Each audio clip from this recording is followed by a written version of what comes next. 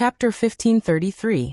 With such powerful fighting strength, the outcome of the battle was easy to imagine. Even if they took into account the time they spent on the long journey, it only took a month for the Timur Empire's army of 100,000 to be completely wiped out. Those who didn't die were captured. Due to the lack of information, Amor didn't know about this matter. Even Mandaratl, who had betrayed the army, didn't know that the battle would end so quickly. As the good news came in one after another, the five-star army's main force finally didn't have to worry about anything and could attack Herat without any worries. After a month and a half, the first five-star army suddenly arrived at the capital. When Khan Amor heard the news, his expression changed greatly, and he shouted that it was impossible.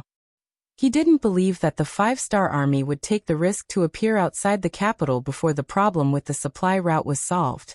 Didn't they know that if they couldn't successfully take down the capital, they would become an isolated army? Wasn't that very dangerous? With all kinds of disbelief, Amor climbed up the city gate tower and saw an unbelievable scene.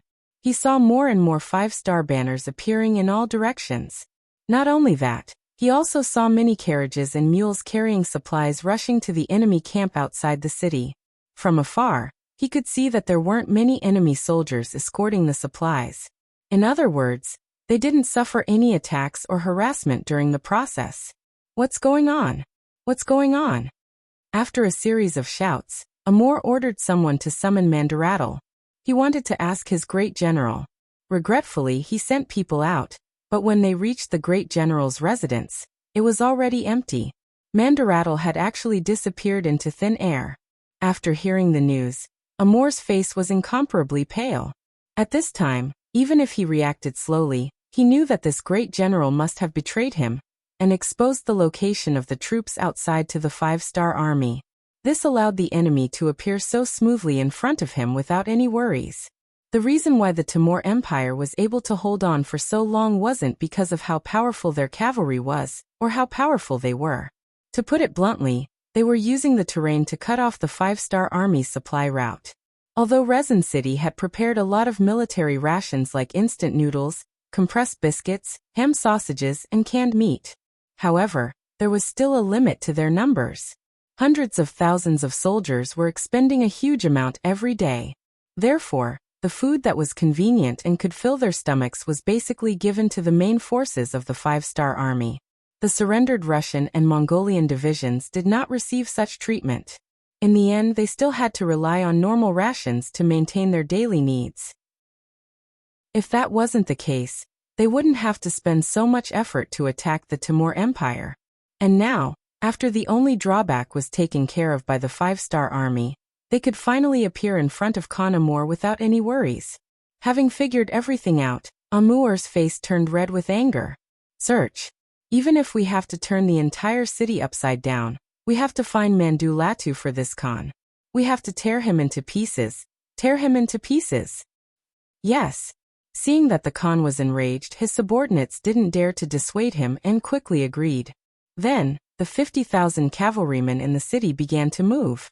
They searched every possible corner of the great general's whereabouts, but unfortunately, they still couldn't find any traces of him.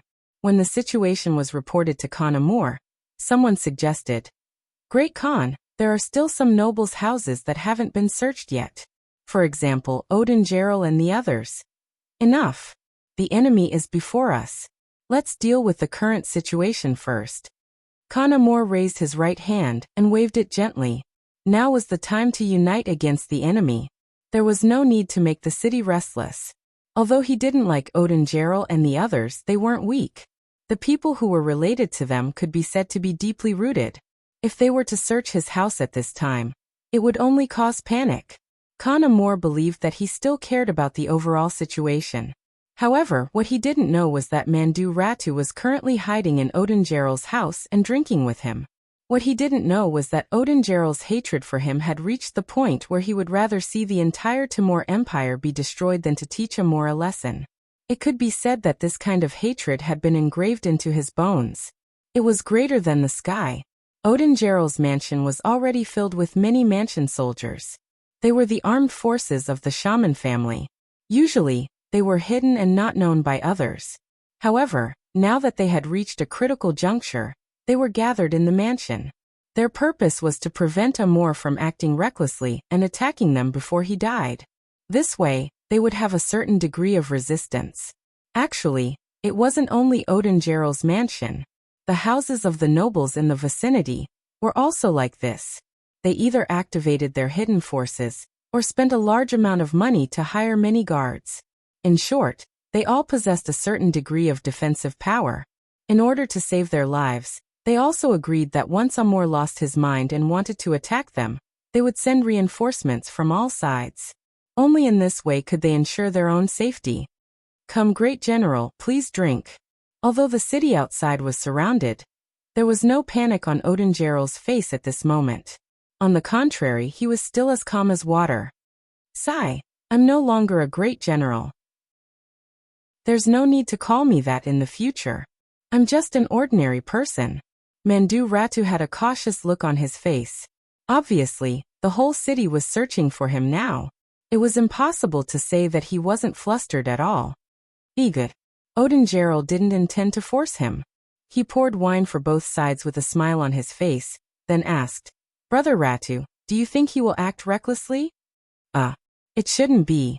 The 5-star army is outside the city. He can't even deal with them. How can he come to find trouble with us?" Knowing what the other party wanted to hear, Mandu Ratu said according to his thoughts. "That's true." Hearing this, Odengerel nodded in agreement. He reached out his hand to take the wine glass, but before he put the wine to his lips, he asked again, "Brother Ratu, he won't go crazy, right? You should know that a crazy person can do anything." "No, our great Khan is very wise. He won't go crazy easily," Mandu Ratu said again with certainty. Finally, Odengerel didn't stop asking. Instead, he lightly nodded and said with a smile, Good. Come, let's continue drinking." Mandu Ratu's guess was right. Perhaps he understood their great Khan well enough. Amor was indeed not a crazy person. Until now, he was still very rational. Even when he saw the cannons of the 5-star army appearing outside the city from the top of the city tower, he didn't have the intention to kill people in the city. Instead, he called the captain of the guards and gave him an order. He knew that he couldn't defeat the 5-star army.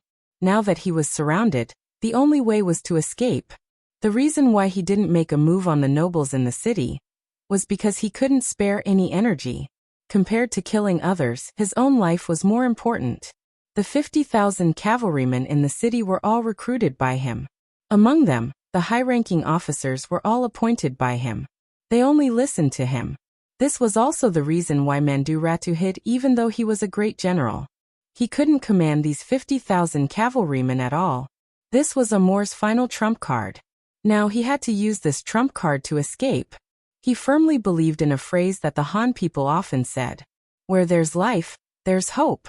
Although he didn't know if he could escape this time, and if there was a possibility of Dongshan rising again after escaping, he had to try.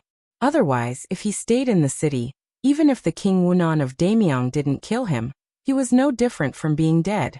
The 5-star army was still surrounding Herat. Because there were many mountains and lakes, and the terrain was complicated, many routes that seemed to be close had to be taken around. This greatly slowed down the assembly of the army. According to the reported itinerary of the various troops, it would take another 5 to 7 days to complete the encirclement. Before the encirclement was complete, Yang Qindong didn't prepare to launch an attack. He wanted to finish it in one strike. Seeing that Herat was going to be his, he wanted to reduce the losses as much as possible. This was also beneficial for the post-war reconstruction. Therefore, whether it was the Air Force or the cannons, they weren't arranged to be deployed immediately. The 5-star army didn't have any plans to make a move, but an accident happened. That night, the 4 gates of Herat city opened wide. Following that, an endless stream of cavalrymen began to charge out. At first, Yang Qindong thought that the enemy was testing the waters. However, as more and more cavalrymen charged out of the city, he and the other generals finally realized that this wasn't a test. They were clearly trying to break out of the encirclement. Break out of the encirclement? It seems that this Amor still cherishes his life. Yang Qindong, who had heard the news, looked at the sand table in front of him in the main tent. Young master, we don't have enough troops and aren't prepared enough. I'm afraid we can't kill all of the enemy cavalry. Beta Persei had already put on a suit of armor and appeared in front of Yang Qindong. Although he said that they couldn't, his restless appearance proved that he wanted to attack and beat the enemy while they were down. Yes, our encirclement hasn't been fully launched yet. I have to say that this Amor chose the right time. Haha, forget it. The entire Timur Empire is gone. Even if this great Khan escapes, what can he do? Yang Qindong quickly adjusted his attitude. In history, he had never heard of this Amor's name, completely unlike Ivan, who had a resounding reputation. Even so, this person's strength must be ordinary. If that was the case, then so be it. If he wanted to escape, then so be it. As long as he dares to continue to be the enemy of the 5-star army, then one day, he will be discovered and beheaded on horseback. Thank you to 3-inch Flame for your monthly votes for munitions. Longzi thanks you. Munitions will be finished next month. I guarantee that it will be finished at least 3 to 4 chapters a day. Please read it without worry. The new book Duke Ferocious will be officially published on the novel website today. Everyone is welcome to read it. At the same time, please bookmark, recommend, and click the new book. Your support is the greatest encouragement to the prodigal son. Chapter 1534. After making the decision to give up, the requirements were lowered. Naturally, there was no burden in fighting. Looking at the eager Beta Persei, he said, "Go kill as many enemies as you can. It doesn't matter if you can capture Amu or not. Do your best to severely injure the enemy's strength, understand?" Understood. Beta Persei's eyes were immediately filled with fighting spirit. He smiled and agreed, then turned around and left. Not only Beta Persei, but the 5-star army that had arrived outside the city earlier also sent out troops. They chased after the enemy with the goal of severely injuring the enemy's strength. Facing the 5-star army coming from all directions, Timur's cavalry didn't have the slightest intention of fighting. Like a lizard that had its tail cut off, those that were surrounded surrendered one after another, while those that weren't surrounded fled for their lives. Amor's luck wasn't bad. Under the protection of the palace guards, he, who was wearing an ordinary military uniform, fled with the army. 50,000 cavalry, this was the last force. After paying the price of 20,000 people, Amor fled. It wasn't until 2 years later that he was captured by Bai Shuang, the commander of the Yi army. With Amur's escape, 50,000 cavalry came out of the city. In the entire Herat city, it became an undefended city. At daybreak, the 5-star army smoothly entered the city, and they were welcomed by Odunj Ryle and the other nobles. As for Mandulatu, he had no intention of joining the 5-star army. He became an ordinary person, and was eventually sent to other provinces to live out his remaining years in a foreign land. With the fall of Herat city, it also heralded the fall of the once glorious and powerful Timur Empire. After staying in the city for only 5 days, Yang Qindong waited for the other armies to gather in the city. After some inquiries and investigations, Yang Qindong summoned his favorite student, Bai Shuang, and handed over this vast territory to him. Logically speaking, Bai Shuang's time in the army was rather short. At the very least, compared to the new army's commander Su He and the world's first cavalry army's commander Tian Hu, he was slightly inferior. However, these people did not want to stay in one place. Instead, they wanted to follow Yang Qindong and display their skills on the battlefield. In the end, White Shuang took on this heavy responsibility.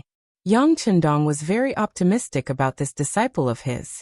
Not only was he talented in both civil and martial arts, but he was also very young and very loyal. With such a person entrusted with such an important task, he was at ease. In the end, the EE Army Corps and Central Asia were established. The position of provincial governor and army commander naturally belonged to Bai Shuang. Under his command were the First Army of the Different Race, 50,000 men, the Second Army of the Different Race, 50,000 men, the Second Army of the Different Race, 50,000 men, the First Army of the Meng, 40,000 men, the Fourth Army of the Meng, 40,000 men, the Fifth Army of the Meng, 40,000 men, the Fourth Army of the Meng, 40,000 men, the Fifth Army of the Meng, 40,000 men.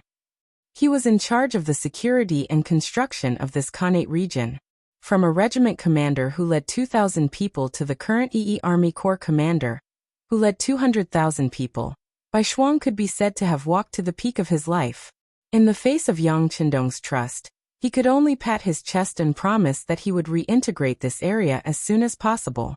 While moving the population out, he would also move the population in from other areas to achieve the goal of completely erasing the original history. Bai Shuang's thoughts satisfied Yang Qindong. This was exactly what he wanted. He also said that if he needed anything, he could send a telegram at any time. Regardless of whether it was Crimson City or the army, they would do their best to help. Having arranged all this in the 5th month of 1465, Yang Qindong took his main army, including the 1st World Cavalry Division, the 2nd Cold Front Division, the 4th Cold Front Division, the 3rd Cold Front Division, the 3rd Cold Front Division, the 3rd Cold Front Division, the Mabe Division, the 1st Cold Front Division, the 2nd Cold Front Division, the 3rd Cold Front Division, the 1st Cold Front Division, the 2nd Cold Front Division, the 3rd Cold Front Division, the 3rd Cold Front Division, the Mabe Division, the 1st Cold Front Division, the 2nd Cold Front Division, the 3rd Cold Front Division, the 3rd Cold Front Division, the Mabe Division, the 1st Cold Front Division, the 2nd Cold Front Division, and the 3rd Cold Front Division. Seeing Yang Qindong leave with his army, Bai Shuang returned to the army headquarters and summoned the high-ranking officers of the division level and above to discuss how to completely resolve the situation in Central Asia. The first was to send troops to the Crimean Khanate, the only Khanate in the region that still had some influence and had not been affected by the war. Bai Shuang wanted to make this part of Yang Xie's territory. Yang Qindong had already put these matters to the back of his mind. Since he had given everything to Bai Shuang, he had to fully trust him. Right now, what he needed to do was take care of those people who dared to take advantage of the chaos to ambush him. And before that, he still needed to take care of one more matter. Yusang. Yusang in modern-day Tibet had been established by the Yuan dynasty. In the Ming dynasty, it was known as the Yusang Guard, but in reality, it had never truly been ruled by the Great Ming. During the reign of Zhu Yuanzhang, the Ming dynasty had established a certain relationship with Tibet, but this relationship was completely different from what many people had imagined. At the time, Tibet had already been divided into many monasteries and factions, with no single faction holding the dominant position. Although the historical records of the Ming dynasty claimed that Emperor Hongwu had established the Yusang Prefect, Duogon Prefect, and other military and political organizations in Tibet, in reality, this relationship could not even be considered a bond. It was more like a unilateral declaration of the Ming dynasty. This was because the Tibetan leaders who acknowledged this relationship did not have the authority to govern Tibet, and they could not even be considered a mainstream faction. Thus, on the issue of territory, one could not just rule as they wished. At the very least, one had to consider the feelings and attitudes of others. If those who truly had the right to speak did not know or acknowledge the rule of others, what meaning was there in marking out a few administrative regions on the map? It was precisely this sort of place that, after the appearance of the little butterfly Yang Qindong, had completely broken off relations with the Great Ming. Not only that, it had even joined in with the other Khaganate factions to deal with Yang Qindong. Now that the matter with the Khaganates had been resolved, it was naturally time to look for trouble. As long as others did not offend him, he would punish them. How could Yang Qindong allow others to strike him and not retaliate? The new 5 armies had already received the order to deal with Yusang and liberate it, and they had already set off for that place. Now, all that was needed was for the main force of the army to gather them. Once Yusang was pacified, Yang Qindong would move against the Sudan and Bangla. He would not let go of any of these petty people who had set their sights on him. The new 5 armies. In the headquarters, Army Commander Shi Wanshan was currently listening to the report of his subordinate, Commander Ancient River, from the 1st Cavalry Division. Ancient River gloomily said, "Military Commander, our division has advanced 200 some li, but we still haven't seen the main force of Yusang. Along the way, we've asked the locals, and according to what they said, their main force retreated half a month ago. As for where they went, no one knows."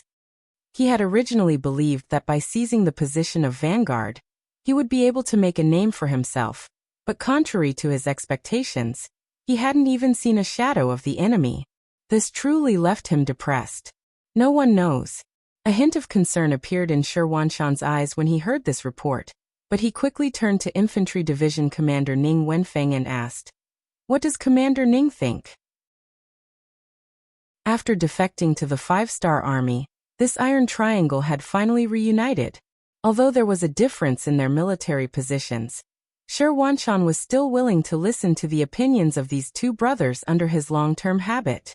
As the most intelligent of the three, Ning Wenfeng was the one who considered matters more thoroughly. When he heard Gu Heji's words earlier, he had already thought of some things. Now that he was being asked, he voiced out the doubts in his heart.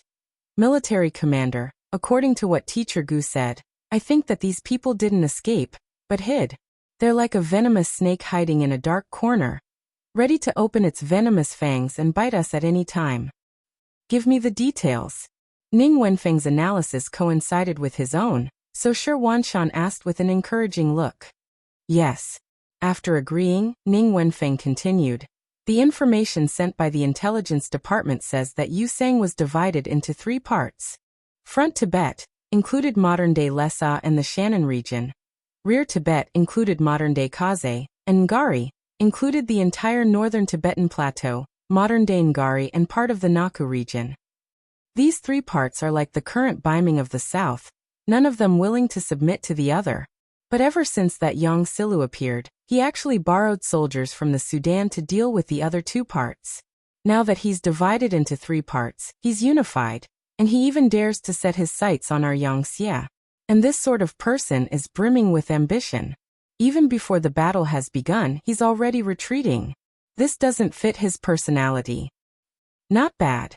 Shi Wanshan nodded in praise. Continue. "Military commander. This subordinate believes that they've only disappeared because they're waiting for an opportunity. Once the opportunity is ripe, they'll definitely jump out and take a bite. Thus, if we want to fight a decisive battle with them, we must first throw out bait." Ning Wenfeng immediately threw out his own point of view, and a plan to lure the enemy out came out from his mouth. From Saker to the town of Rito, Shi Wanshan had followed Ning Wenfeng's instructions and thrown out bait several times, but he still hadn't seen any sign of the enemy. In the end, after traveling 800 li, the army was forced to stop in the vicinity of Sitazang. Altitude sickness had begun to appear in the army, and 30% of the soldiers had already lost the ability to fight due to the lack of oxygen. The rest of the soldiers also showed signs of loss of appetite. This was the frightening aspect of the Yusang region. Very few people who weren't natives of the region could endure this climate without experiencing any changes to their bodies. Looking at the soldiers in the army who were either vomiting incessantly, pale and unsightly, or listless and weak, Shi Wanshan, as the commander of the army, became anxious. When they were still 30 li from Sitazang, the new 5 armies stopped. "Order the army to stop." The various divisions began to gather around the headquarters. And as they were doing this, Auxiliary Bishop Wang Dalian was leading 20,000 Tibetan soldiers to surround them. "Great understanding of military supplies will be finished next month. I guarantee that it will be finished at least 3 or 4 chapters a day, so please feel at ease and read it. The new book, The Duke's Ferocity, will be published today on the novel website, and everyone is welcome to read it. At the same time, please bookmark, recommend, and click this new book. Your every support is the greatest encouragement to the prodigal son." Chapter 1535. What a pity. Seeing the 5 astral corps suddenly stop advancing, Dalian, who was hiding in the shadows, shook his head regretfully. Send someone to keep a close eye on them. As long as they dare to advance, find an opportunity to eat them up.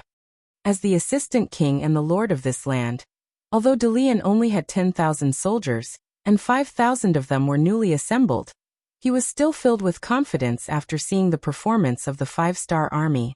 Altitude sickness could instantly turn a strong man into a weak child. He was just waiting for the 5-star army to weaken so that he could strike with all his might.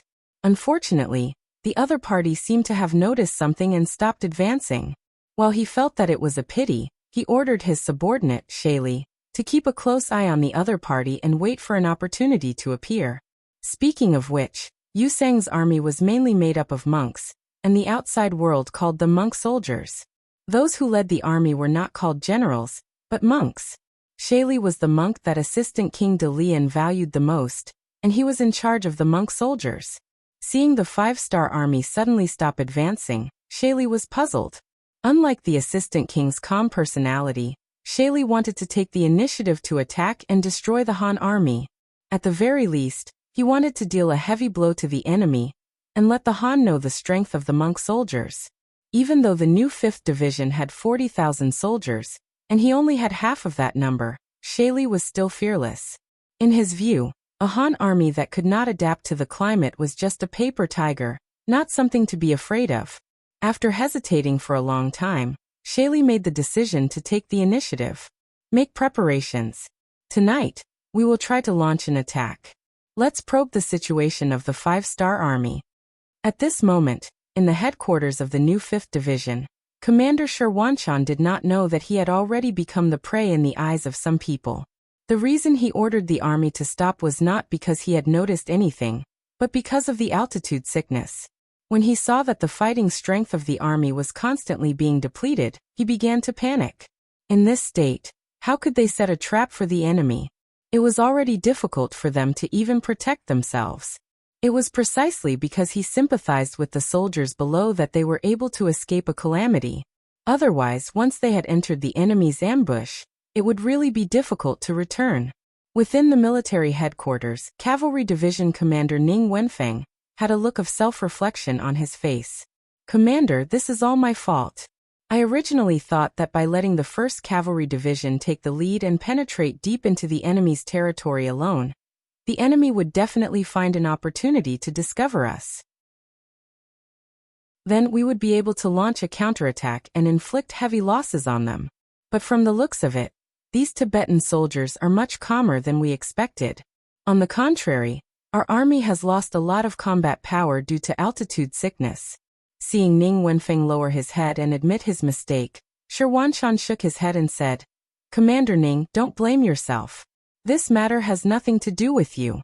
The altitude sickness is so strong that it completely exceeds our imagination. This is the reason why the soldiers are unable to adapt to the altitude sickness. As for the matter of luring the enemy, let's talk about it later. Right now, we should first think about how to solve the soldiers' physical condition and let them recover their combat power."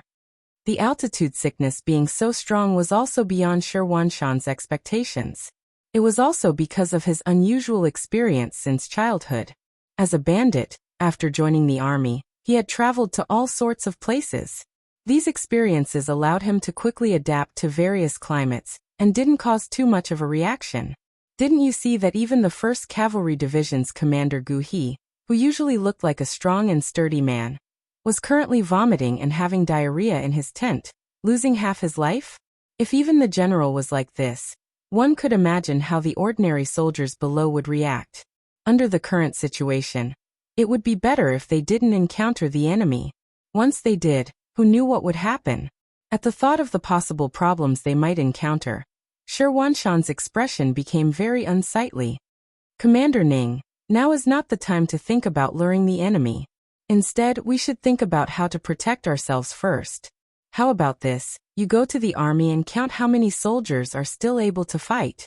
Then, you can organize them into groups and command them. You'll be responsible for guarding the tent first.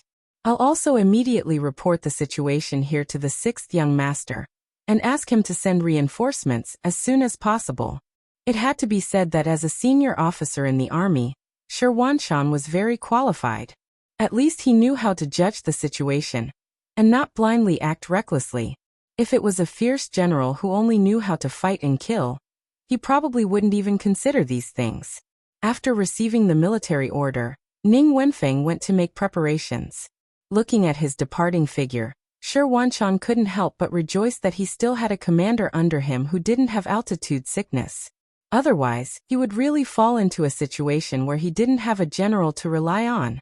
Altitude sickness was a pathological reaction that occurred after the human body entered a high altitude and was exposed to a low-pressure and low-oxygen environment. For example, when an outsider first came into contact with this kind of climate, they would feel all sorts of discomfort. Unless they lived here for a long time and got used to it, their condition would become much better. Of course, this didn't exclude people like Shi Huanshan and Ning Wenfeng, who naturally didn't have such a strong reaction. While Ning Wenfeng went to the army to investigate, Shi Huanshan didn't remain idle. He used the radio station to report the situation to Yang Qindong. At this time, our Bugnam of Gojoseon has already led his army to the edge of Ili, and is preparing to enter the Yusang region. After reading this telegram, Yang Qindong's expression turned extremely grave. As someone who came later, he naturally understood what altitude sickness was. A large part of the reason why Tibet was so sparsely populated was because of this altitude sickness. In his eyes, the Tibetan soldiers and monk soldiers of the Yusang region weren't frightening. What was frightening was that the natural climate made it impossible for an army to display its normal fighting ability. This made the enemy's strength even more apparent. The best way to deal with altitude sickness was to rest more and exercise less. When necessary, one could rely on oxygen to alleviate the discomfort. But right now he didn't have any oxygen. Even though he knew how to alleviate the discomfort, he was still somewhat at a loss. After pacing back and forth for a long time, Yang Qindong raised his head once more, his eyes brimming with resolve and determination. Send a message to Commander Shi Huanshan. Have him rest where he is. Until the soldiers of the army recover, they are not allowed to advance. Tell him that this king will send someone to escort the provisions and guarantee that there won't be any problems with their provisions. Also, order the other armies to speed up their march. Once they enter the Yusang region, they are to immediately find encampments to rest and reorganize. In addition, find some young commoners in the vicinity to form another plateau army. Quickly go and handle this matter. After waving his hand at Chief Wang Shan, who was waiting for a reply, Yang Qindong, who had just issued a string of orders, felt his confidence return to his body. Shi Huanshan had sized up the situation. Seeing that the situation wasn't good, he had decided to stop advancing. This was undoubtedly the correct decision. With this firm attitude, he no longer demanded that the other side continue to advance. He only needed to maintain the current situation and exert some pressure on the Yusang region. At the very least, he would send an army to the Yusang region. He wanted to see how many soldiers were unable to adapt to the climate. If there were, he would immediately arrange for them to withdraw. To put it bluntly, as long as this sort of altitude sickness was properly treated, it wouldn't take anyone's life. It would just be a matter of some people reacting more strongly, some reacting less strongly, or a very small number of people not reacting at all. He only needed to select those soldiers who didn't react and have them continue to advance. This problem would be resolved. For the sake of safety, Yang Qindong had also decided to send an army to the Yusang region. The local people had probably already adapted to this climate. If he could send them out, the effect would naturally be the best. 3 consecutive orders were issued.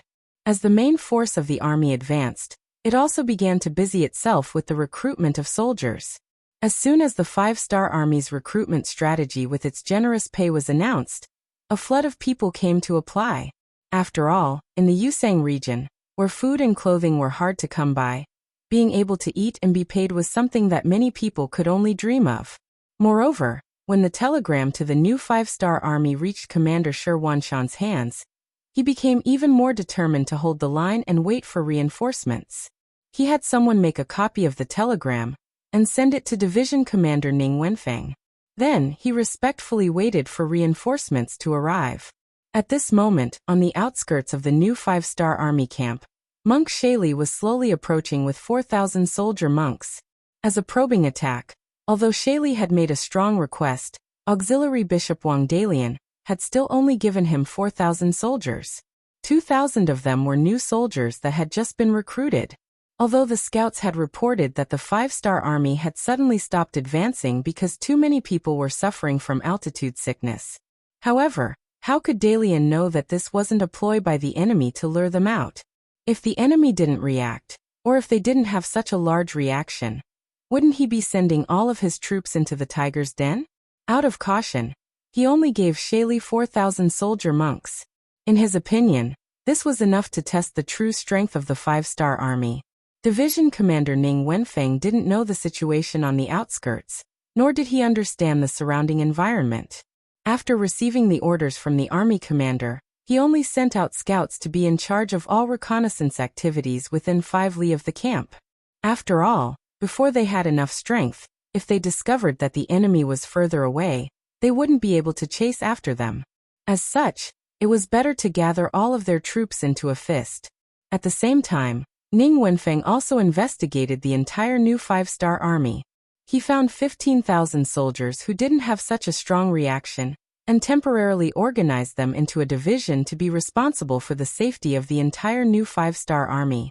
When all of this was done, the sky had already turned completely dark.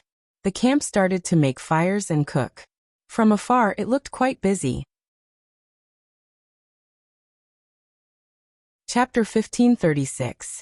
Speaking of which, the risk of altitude sickness taking one's life was very low. As long as one could rest in bed for a while after experiencing the sickness, there was a 90% chance that the sickness would be alleviated. And as long as one stayed in this climate for a long time, they would slowly get used to it, and their bodies would recover their various functions until they were as lively as dragons and as lively as tigers. At present, the soldiers and officers who had experienced the sickness were all resting on their beds, waiting for the day when they could get used to it and recover. The only worry was whether the new 5 armies would be able to last until then, or whether the Tibetan soldiers would give them this opportunity to rest and recuperate. This would test Ning Wenfeng's defensive capabilities. Once an enemy appeared, whether he could beat them back at the first moment would affect the enemy's judgment and prevent them from acting recklessly. Although no one knew if these Tibetan soldiers would attack the new 5 armies, Ning Wenfeng had still thought of several ways to deal with the situation, so it was better to be prepared. In the middle of the night, when this division commander was still unable to sleep due to his heavy heart, a policeman suddenly shouted from outside the tent. "Division commander, the scouts have reported that they've discovered quite a few figures on the perimeter of our camp. They can't tell if it's the enemy or how many people have come. Take a look." By the time the word "take a look" was said, Ning Wenfeng had already walked out of the tent, fully dressed. It was true that he had been lying down, but he had not taken off his outer robe, precisely in case something unexpected happened. It now seemed that the enemy had moved even faster than he had imagined. The telegram requesting reinforcements had just been sent during the day, so reinforcements couldn't have arrived so quickly. Thus, the ones who had come now were definitely the enemy. The thought of the enemy caused Ning Wenfeng's expression to turn rather grim. He knew very well that if he couldn't beat back the first wave of enemies, the new 5 armies would be in real danger once they saw through the true strength of the enemy. Order. All the commanders and soldiers of the provisional division are to move out with this division commander. Ning Wenfeng had decided that he would either not move or use all his strength. In order to not let the other party see through the true strength of the 5 fresh armies, he gave up on the idea of probing the strength of both sides. The moment he made his move, he would send all of his 15,000 soldiers to give the other party the impression that they were powerful. Only in this way could he achieve the goal of effectively shocking the other party. The new 5 armies quickly became lively. The soldiers of the newly formed temporary division looked for their squad leaders. Squad leaders looked for their platoon leaders. Platoon leaders looked for their company commanders, and so on. Very soon, the first temporary regiment was assembled, followed by the second. All of this was due to the 5-star Army's training program. One of the training programs, the emergency gathering at night, was very useful at this time. Alright, the 1st and 2nd regiments will follow me and charge out. The other regimental commanders will follow after the formation. There's no need to wait for orders. Knowing that speed was the most important thing in war, Ning Wenfeng shouted and led 2 regiments, a total of 4,000 soldiers, to charge out of the tent. They didn't even try to defend and chose to attack as well. Although doing this would inevitably cause some losses, in order to not let the other party see through their true strength, Ning Wenfeng had no choice but to do this. The movement in the camp quickly woke up the sleeping commander Sherwanshan. When he heard from his subordinates that the enemy had come to attack the camp, he was shocked. He didn't think that the enemy would appear so quickly. It seemed that the other party had seen through the fact that the soldiers in the army had altitude sickness. Division Commander Ning sent out all the soldiers without altitude sickness at once. Isn't this too risky? A few division-level officers with ugly expressions and weak bodies walked out of their tents and came in front of Swordsmanship. However, at the same time, there were people who raised different opinions. They believed that for the safety of the camp, they should at least arrange for some people to stay behind. No, Swordsmanship shook his head and said without any doubt, Commander Ning's method is correct. In order to not let the enemy see through our true strength, the safest method is to go all out in one battle. As for the safety of the camp, with me here there won't be any problems. After saying this, Swordsmanship took a 3-meter-long broadsword from a guard and held it in his hand. Then he stood in front of the camp like a door god. It was as if he was a man who could stop 10,000 enemies. Men, bring this division master's spear over as well. Seeing this scene, the commander of the 1st Cavalry Division, Ancient River, propped up his sickly body and said to the guards beside him. With Swordsmanship taking the lead, the commander of the 1st Cavalry Division, Ancient River, the commander of the 2nd Cavalry Division, Liu, and the commander of the 3rd Cavalry Division, Meng Chao, all picked up their weapons and stood in front of the camp. Although some of them were still extremely weak, they would still pick up their weapons and fight to the death if an enemy came to kill them at this time. This kind of stance of wanting to fight to the death influenced more people. Gradually, more and more officers came out of their tents after hearing the news. Finally, many soldiers also walked out of their tents with their sickly bodies, looking as if they were facing death with equanimity. As for Ning Wenfeng, he led 15,000 warriors and rushed out of the tent one after another, fighting with the monk soldiers who were coming at them. In the darkness, Monk Shali also couldn't see how many soldiers came from the 5-star army, so he didn't retreat immediately. Instead, he ordered the army to meet them head-on. Since this was a test, how could they know the strength of the other party without fighting? But when he made his move, Monk Shali still had an idea. He arranged for people to take a detour to the 5-star army's camp to see what was going on there. He had a feeling that the other party had sent out all the soldiers they could. If this was really the case, the 5-star army's camp would definitely be quiet, and he would have achieved the result of probing the other party's strength. Ning Wenfeng, who led the army to charge, was overjoyed when he saw that the monk soldiers didn't retreat after seeing him and instead charged towards him. What he was most worried about was that the other party would retreat. If that was the case, he didn't dare to guarantee that it was the right decision to send people to chase after them. Most importantly, he was worried that under such intense movement, the soldiers' bodies wouldn't be able to withstand it. Would there be a lack of oxygen? If the other party really retreated, he would be in a dilemma. Now that the enemy wasn't retreating, it gave him a good opportunity to annihilate them. In order to show the strength of the 5-star army, he had to grab this opportunity. Come on, let's outflank them. We can't let the enemy escape. Ning Wenfeng laughed heartily as he ordered the 5-star army behind him to surround the monk soldiers. Relying on their advantage in numbers, they quickly surrounded the monk soldiers. Shali was careful and didn't charge forward with all 4,000 soldiers. Instead, he left behind 1,000 veterans so that if there was a chance, he would kill his way into the 5-star army's camp and wreak havoc. And it was this action that saved his life. When he saw that the number of 5-star soldiers was increasing in the darkness, and they had already outnumbered them by 4 to 5 times, his expression became extremely ugly. Why are there so many 5-star army soldiers unharmed? Are they not afraid of altitude sickness? Or did they send out all the people they can? Or is this a trap to lure me into sending out troops? Shali was filled with doubts. He decided to send out scouts to report back to the 5-star army's camp before making a decision. During this time, he could only watch as the 3,000 soldiers he sent out were surrounded and slaughtered by the 5-star army. The 5-star army's numbers were too many. It was so many that even if Shali brought out 1,000 Tibetan soldiers, monk soldiers, they wouldn't be able to solve the problem. He could only hope that the 5-star army's camp would be empty.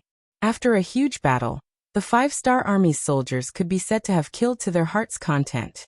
Out of the 3,000 Tibetan soldiers that were surrounded, 2,000 of them were new soldiers. They had never seen such a battle formation before. Being surrounded by so many people already made their hearts flustered. The enemy's numbers were also several times their own. When they fought, there would be several weapons aimed at them at the same time. It was truly impossible to guard against. The battle ended without any suspense. In just an hour, the 3,000 Tibetan soldiers were completely wiped out. During this time, under the command of Division Commander Ning Wenfeng, they didn't even take a single enemy captive. In a situation where their own strength was somewhat weak, keeping captives would only attract unnecessary trouble. Shali had already retreated halfway through the battle. The scouts he sent out had already sent back news. Outside the camp of the 5-star Army, the scouts saw countless soldiers of the 5-star Army standing there in a line. It was a huge crowd, and there was no end to it. This discovery frightened the scout, and he hurriedly reported back. When Shali heard the news, he was also shocked. He immediately turned around and left without caring about the soldiers that were being killed. This time, the probing ended in a huge defeat. After Ning Wenfeng won this battle, he ordered the soldiers to chop off the heads of the Tibetan soldiers. He wanted to build a capital to intimidate the enemy. When he finished cleaning up the battlefield and returned to the camp, he saw Division Commander Swordsmanship leading a group of people to guard the entrance of the camp. The smart Ning Wenfeng quickly understood what had happened. He hurriedly took large strides forward and half knelt in front of Swordsmanship to beg for forgiveness. Division Commander, it is this subordinate's negligence. I sent out all the soldiers and didn't leave anyone behind to guard the camp. Please punish me. Swordsmanship reached out and helped Ning Wenfeng up. He said in a powerful voice, Division Commander Ning is innocent but meritorious. Your actions were correct. This was clearly the enemy's probing. If we couldn't beat them in one go, there would be endless trouble in the future. Well done. Military supply to Ming will be finished next month. I guarantee that it will be finished at least 3 or 4 chapters a day. Please feel free to read it. The new book Duke Fierce will be officially released on the novel website today. Everyone is welcome to read it. At the same time, please bookmark, recommend and click on the new book. Your support is the greatest encouragement to the prodigal son. Chapter 1537. This was because Ning Wenfeng's all-in gamble had indeed had the effect of intimidating the opponent. When Shali reported the situation to Assistant Dean Darien, he learned that the 3,000 skulls had appeared outside the camp of the new 5 armies. As expected, the Tibetan soldiers became well-behaved, giving the new 5 armies enough time to wait for reinforcements to arrive. This probing had scared Dalian out of his wits, and in the blink of an eye, a month had passed in this standoff. In this month, Yang Chendong had led his army into the Yusang region, and had set up camp on the border.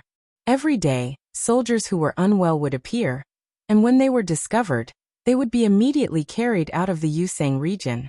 In this month, nearly 200,000 soldiers had been carried out in batches, leaving less than 100,000 soldiers in the camp. After all this time, there was still no sign of anyone suffering from altitude sickness. Yang Chendong knew that these people had already adapted to the environment and climate, and that they had the ability to fight against the Tibetan army here. What was worth mentioning was that of the less than 100,000 soldiers left, the main force was the Mongolian and foreign divisions. This was especially true for the First Army of Russia. Of the 50,000 soldiers, less than 1,000 had suffered from altitude sickness, and had been carried out because they were unwell. Perhaps this was because the climate of the Ras dukedom was similar to that of Yusang. But regardless, this was a good thing. Yang Chendong immediately summoned the commander of the First Army of Russia, Ahuli, and the commander of the Mongolian Second Army, Erhi, and entrusted them with the mission of reinforcing the new 5 armies and capturing the Yusang region. Along with them were the nearly 10,000 newly recruited soldiers from the Ili region. Their appearance just so happened to fill the gap between the 2 divisions, filling them to the brim. Both Ahuli and Erhi were deeply moved that Yang Chendong had given such an important mission to these surrendered generals. Just this trust alone made them determined to do their best. At the same time, This was a good chance for them to perform and render meritorious service. With Yang Chendong's orders and trust, the Russian 1st Division and the Mongolian 2nd Division set off into the depths of Yusang. Yang Chendong turned around and led his army out of the Yusang region. Their destination was the Timur Empire, where they were prepared to advance on the Delhi Sultanate. After leaving the Yusang region, the soldiers quickly began to recover. By the time they reached Srinagar of the Chagatai Khaganate, the morale of the army had returned to normal. Half a year ago, the Chagatai Khaganate had been destroyed by the 5-star army, and it was now in a period of reconstruction. When Yang Chendong had stationed his troops in the Yusang region, he had sent a telegram to the new army corps in the first city to prepare enough provisions and transport them here. Here, Yumian had to be emphasized. Previously, Yumian had strongly disapproved of occupying the Far East and using it as a springboard to enter the Golden Horde and the Ras Duchy.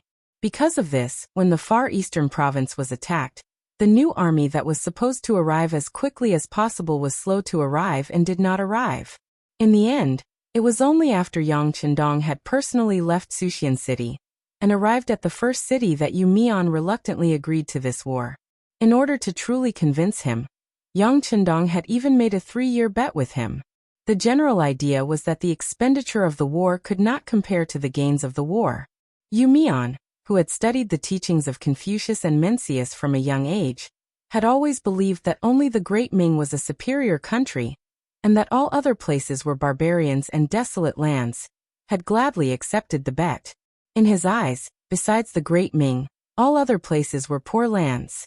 Even if they occupied those places and won the war, their gains would be limited. Otherwise, there would be no such thing as a militaristic war. However, the outcome of the war was so unexpected that even Yang Chendong himself did not expect that after destroying the Golden Horde and the Ras Duchy, the gains would be as much as 500 to 600 million silver taels. When he received this news, Yumian knew that he had lost and was sincerely convinced of his loss. Whenever Yang Chendong wanted to expand his territory, he would raise both hands in agreement. This time, after receiving Yang Chendong's order, Yumian, Tiger's Mane, and Yang Si made sufficient preparations. Other than leaving behind the necessary rations in the first city, the rest of the people were transported to Srinagar city to prove their determination to support this war.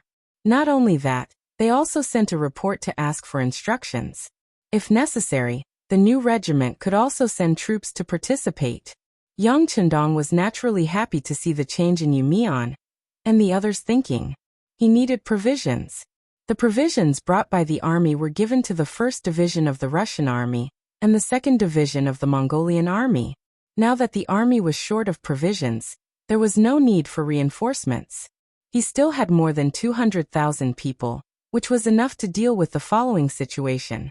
Just like this, when Yang Chendong brought the main army to Srinagar city, the city was already filled with provisions and was personally guarded by the 2nd Division of the Mongolian army. The commander of the 2nd Division of the Mongolian army, Nyo Duo, was also a Tiger general. He was arranged to be in charge of patrolling the area from the beginning to the end. This time, when he heard that the 6th Young Master's army needed provisions for the East expedition, he personally led the 305th and 306th regiments to Srinagar city. He wanted to see if there was an opportunity to follow Yang Chendong to the front line. In Srinagar city, when the main force of the 5-star army arrived, they saw Nyo Duo and his men waiting at the city gate. Not only that, they had also prepared a hot meal and were waiting for the army to arrive to eat. Subordinate greets the 6th Young Master. When they saw Yang Chendong appear in front of the city gate on his white dragon under the protection of the Black Cavalry, Nyo Duo brought his 2 division commanders, Chu Duo and Mo Benyi, to kneel on the ground to greet him. Rise. When he saw Nyo Duo, Yang Chendong's face was full of smiles. Even though he was the commander of the 2nd Division of the Mongolian army, he was a Han Chinese. Thank you, 6th Young Master.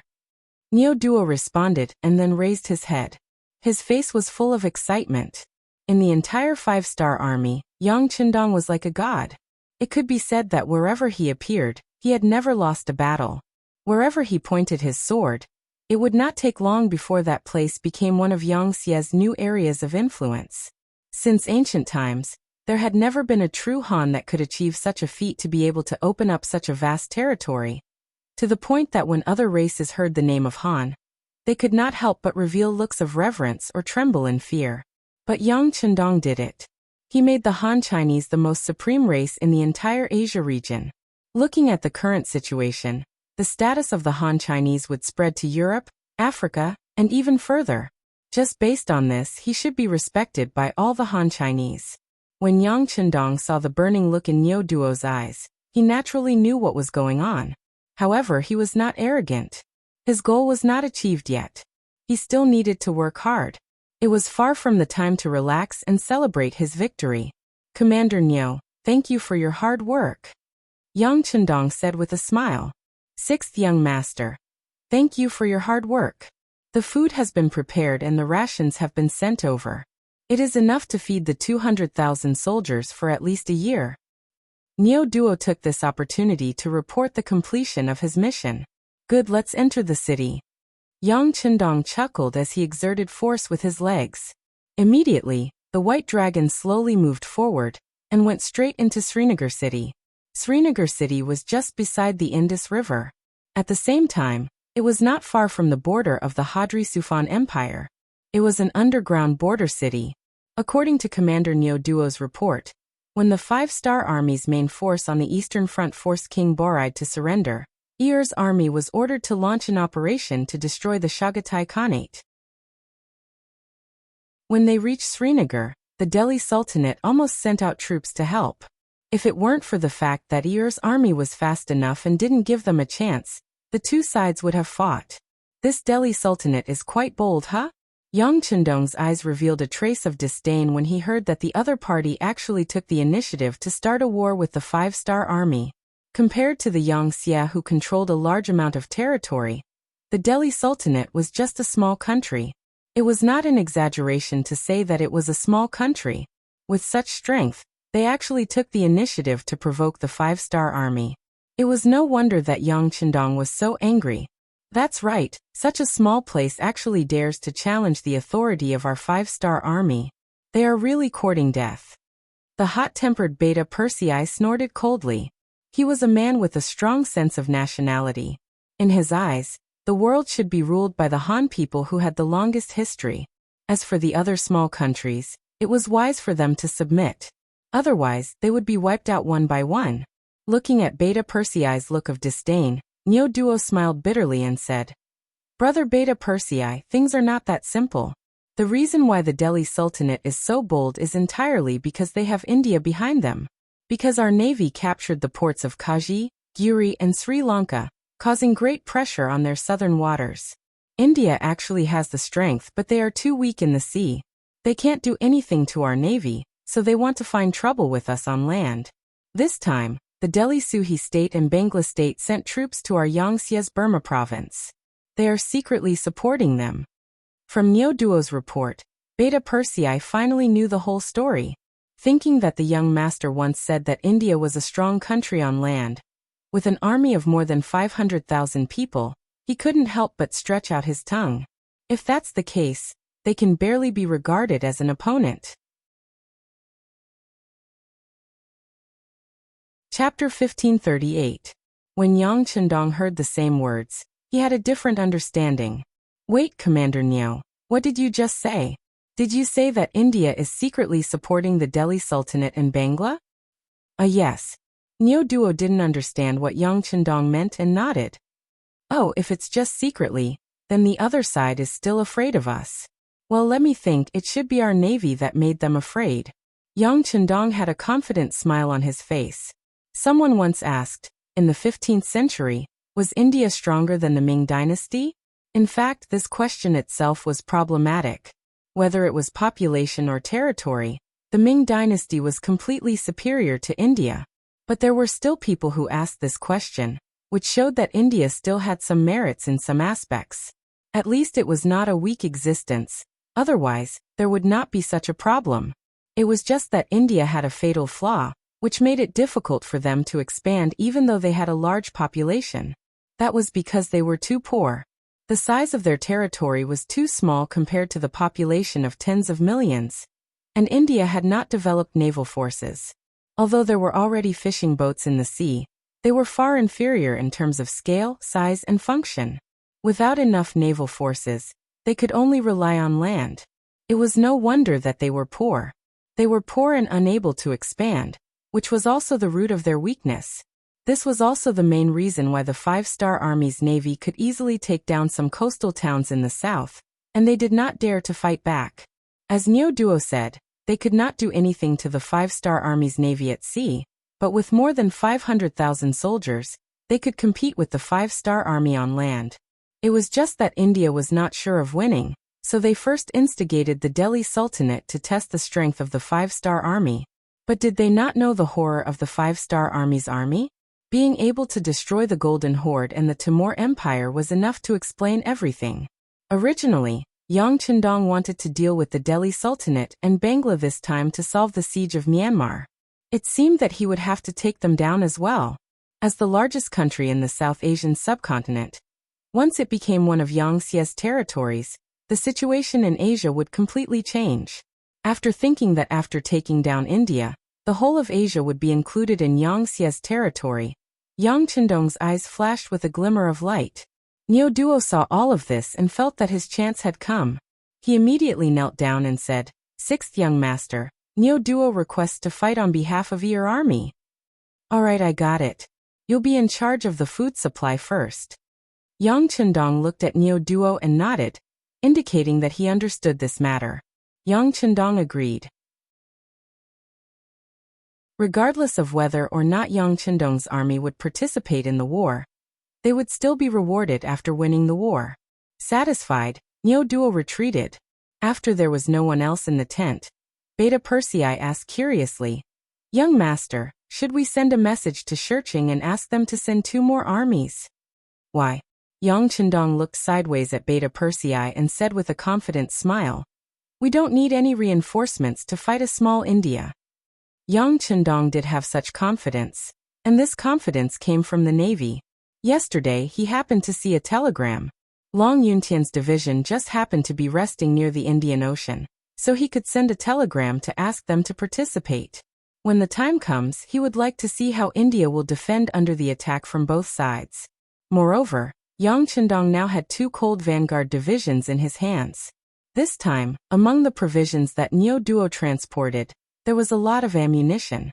With this advantage, it wouldn't take much effort to attack a primitive India, other than spending some time. If it weren't for the fact that the goal of destroying India wasn't in the previous battle plan, he wouldn't even need the reinforcements. Yang Chendong's troops rushed to Srinagar with an army of more than 200,000. When the news reached the Delhi Sultanate, it really scared King Bala Lodi. It must be said that Lodi has some ability, otherwise, outsiders wouldn't call the current sultanate the Lodi dynasty. But because of his special geographical location, it is too difficult to really develop and grow. Not to mention other things, neighboring India has been eyeing him covetously, giving people the feeling that if they are not careful, they may be swallowed up. Just like how Lodi can become the king of the Delhi Sultanate, India must first recognize him. For this reason, he has also tried to get rid of the shackles imposed on him. But unfortunately, the territory is too small and the population is too small. It is easier said than done to really develop the Sultanate. Now, not only does India keep an eye on him, the even more powerful Five-Star Army has been summoned, giving Lodi nothing but a headache. Previously, the great Khan of the Timur Empire, Amur, had sent an envoy. The general idea was that as long as Lodi was willing to help Bangla send troops to Yang Xie's Myanmar province, once they beat back the Five-Star Army, he would help them become even stronger and break away from the threat of India. It was precisely for this reason that Lodi, after careful consideration, decided to work with Bangla to send troops to Myanmar province. But not long after, the Timur Empire was destroyed. When he heard this news, Lodi was somewhat dumbfounded, and he began to regret his previous decision. Then he received news that the main force of the Five-Star Army was heading straight for Yusang, allowing him to relax a little. Then he placed his hopes on Yusang giving the Five-Star Army a hard time. If that was the case, they probably wouldn't come to deal with him. After all, he had contributed to the unification of Yusang and had lent troops to them. But he had never expected that in just a little more than a month, the main force of the five-star army would actually arrive at Srinka and appear in front of him. This truly frightened Lodi.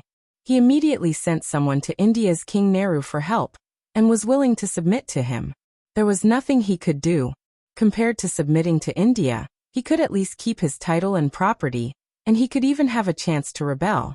But putting aside the fact that all his opponents in the five-star army had been wiped out, all the kings had either died in battle or become prisoners. Just thinking about the consequences gave him a headache. After the messengers were sent out, Rodi spent every day in fear and trepidation, but he did not receive any reply from India.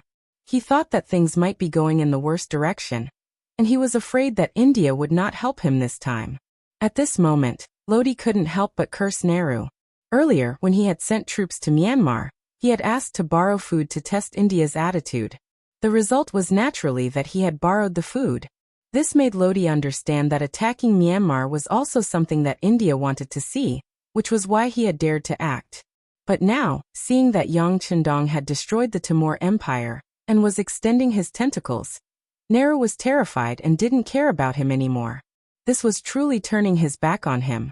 He had thought of the most vicious words in his heart just to curse Nehru. But it was useless.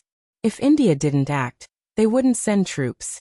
Was he supposed to face the main force of the five-star army alone? That was an army of more than 200,000 soldiers. And it was said that they had the best firearms in the world. This kind of opponent made Lodi feel powerless even before the battle. It wasn't that he hadn't thought of surrendering, but after thinking about it for a while, he still suppressed the idea. There were some things that one wouldn't be willing to give up before trying them out. He still had a glimmer of hope in his heart. The five-star army had just fought a bitter battle with the Timur Empire for more than a year. They must be exhausted and their strength greatly reduced. If they were really tired, how could he say that he didn't have a chance? As long as they could fight against the five-star army, he believed that India would definitely send troops if there was a chance. In that case, wouldn't there be a chance to turn things around? Thinking about it, wouldn't it be an honor to be the first country to resist the attack of the five-star army? As for whether this idea was good or not, at this time, Lodi was completely confused by the Battle of Myanmar. This was because in this battle, other than the 7 divisions of the Cold Front sending a regiment to participate in the battle, the rest were third-rate local armies with mediocre combat power. It was precisely because of this that Lodi had the idea that the five-star army was mediocre. If they didn't have the world's most advanced firearms, they wouldn't be that powerful. With the intention of competing with the five-star army, Lodi ordered General Singhal to take 60,000 soldiers and camp in Lahore, west of Delhi, to stop the five-star army from entering the hinterland of the Sudan. Then he sent someone to India to inform them of his military plans. He also sent someone to Bangla to ask for reinforcements. Even if he couldn't send reinforcements, he wanted to see if he could transfer back the 20,000 troops he had sent to Burma. It was just a small sultanate, so having 100,000 soldiers was actually not a small number. Previously, he had sent 20,000 soldiers to Myanmar with the Bangla army, so there were only 80,000 soldiers left in the country. After giving General Singhal 60,000 soldiers, there were only 20,000 soldiers left in the country, which was close to emptying out all of his assets. It had to be said that it was a mistake to place all of his hopes on the five-star army's expedition without being able to display their full strength. No matter how tired a lion was, it was still a lion. It was far from being provoked by a seemingly healthy sheep. Chapter 1539. The capital of India, Mumbai. King Jawaharlal Nehru was in a very bad mood compared to a while ago. First, the navy of the five-star army had captured Kuji and Girushing, greatly threatening his safety. This made Nehru finally realize how important it was to have a strong navy. Soon after, the land forces of the five-star army had appeared in the west and besieged the various khaganates. The impulsive Nehru had even been prepared to send out his troops when the five-star army fought with the khaganates. In his view, if the navy could not compare to the five-star army, how could he not win on land? But in the end, reason prevailed over impulse. Before the situation became clear, he wanted to continue waiting and watching. And it was this wait and watch that caused a heaven-shaking change in the war situation. In the span of a few months, the Turi king had surrendered and the Kazakh Khaganate Kagan had been captured. At the beginning of spring, the Timur Empire was struck by internal strife. The great Khan of Amur had broken out of the encirclement and fled, and no one knew where he had gone. Only now did Nehru realize the severity of the situation. But it was already too late for him to send out his troops. Fortunately, he soon learned that the main force of the Five-Star Army had not come to his side, but to the Yusang cavalry. This allowed him to breathe a sigh of relief. But with the previous example, Nehru no longer dared to be careless. He began to mobilize his troops, even beginning to mobilize them in advance so that he could prepare for a future battle. And it was at this moment that several Western warships appeared outside the harbor of Mumbai, giving him a fright. But his fright quickly turned to joy. These Western warships had not come to deal with them, but to sell them weapons. It was clear that the constant expansion of the Five-Star Army from east to west had made some Western countries afraid. Thus, they had set their sights on large countries like India, selling them weapons so that they could fight with the Five-Star Army and wear down their strength, increasing their chances of victory. Although he had spent a significant amount of money, in Nehru's view, it was all worth it. Only with enough firearms could he stabilize his position. And with a high enough position, would he still have to worry about not being able to earn money? Now that they had firearms, 500 cannons and 3,000 muskets, Nehru had spent a lot of money to buy them. This gave Nehru more confidence. After giving the firearms to the Imperial Guards, all of them wanted to wait until they got used to it before going to cause trouble for the Five-Star Army. Weren't those Khanates recently defeated? Their foundation should be very poor, right? It was just the right time for him to send troops to snatch them. As for whether or not it would cause the Five-Star Army to hate him, those territories were originally ownerless. If you can snatch them, why can't we? Just as Nehru was still dreaming about sending the Five-Star Army to attack from the rear, the enemy had already made their way here. Their target was none other than his neighbor, the Delhi Sultanate. To the Delhi Sultanate, it was like a fat piece of meat beside a tiger's den. In Nehru's eyes, it was something that could be eaten at any time. The reason why he hadn't made a move yet was because he was waiting for an opportunity. Now that the Five-Star Army wanted to swallow this fat piece of meat, how could he agree? The opportunity that Nehru was waiting for was for the Delhi Sultanate to send troops to fight with the Five-Star Army. When their strength was exhausted, he would make a move and obtain the greatest victory with the least cost. However, he was thinking of sending troops to guide the Sultanate and Bangla to jointly attack Myanmar. He didn't mean that the Five-Star Army would attack and take the initiative to deal with the Sultanate, which would threaten his own safety. Nehru wouldn't sit back and watch such a thing happen. He summoned his officials to discuss the matter of supporting the Delhi Sultanate. The officials below also gave suggestions, but most of their opinions were very unified. They didn't need to send troops first. They only needed to send envoys. They needed to properly warn the Five-Star Army and tell them that India and the Sultanate had been friendly countries for hundreds of years. If the Five-Star Army sent troops, they would definitely not stand by and watch.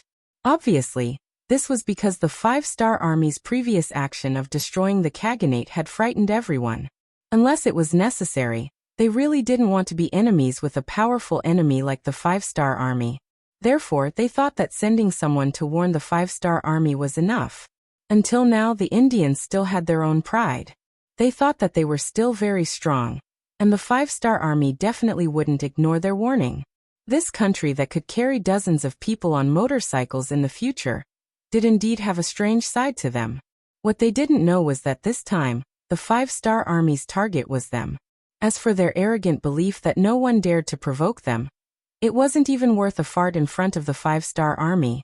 If not for the fact that the Five-Star Army had already been fighting for many years against the Golden Horde, the Rosduchy, and the Timur Empire and the other Khaganates, Yang Chendong would have long ago set his sights on them. There was no reason for him to miss this opportunity. His original intention was for the army to rest and reorganize. As someone who came later, Yang Chendong was keenly aware of how frightening the consequences would be if the army became tired of fighting.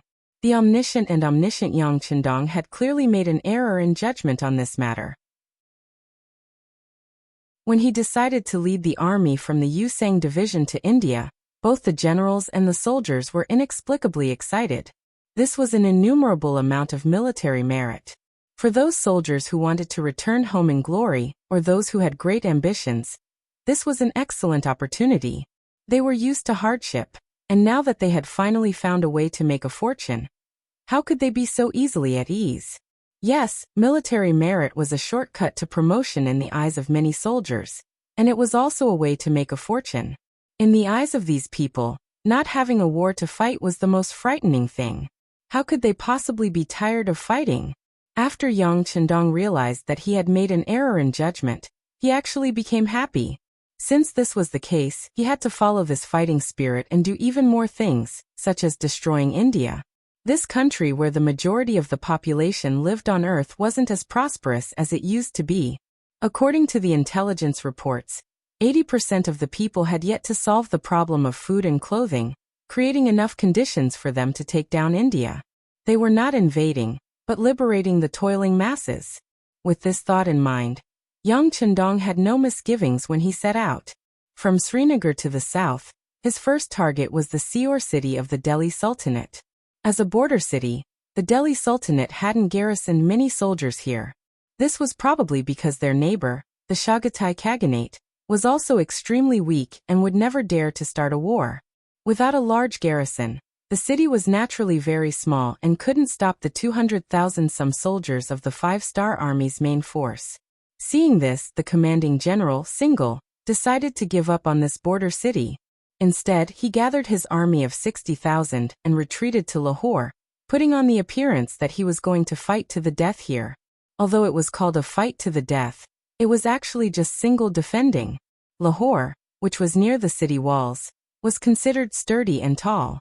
Singhal wanted to become a nail here and block the advance of the Five-Star Army, thus keeping them out of the country.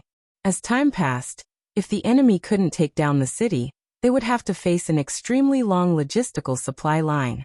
Then they would feel that the gains didn't make up for the losses, and would have the possibility of retreating.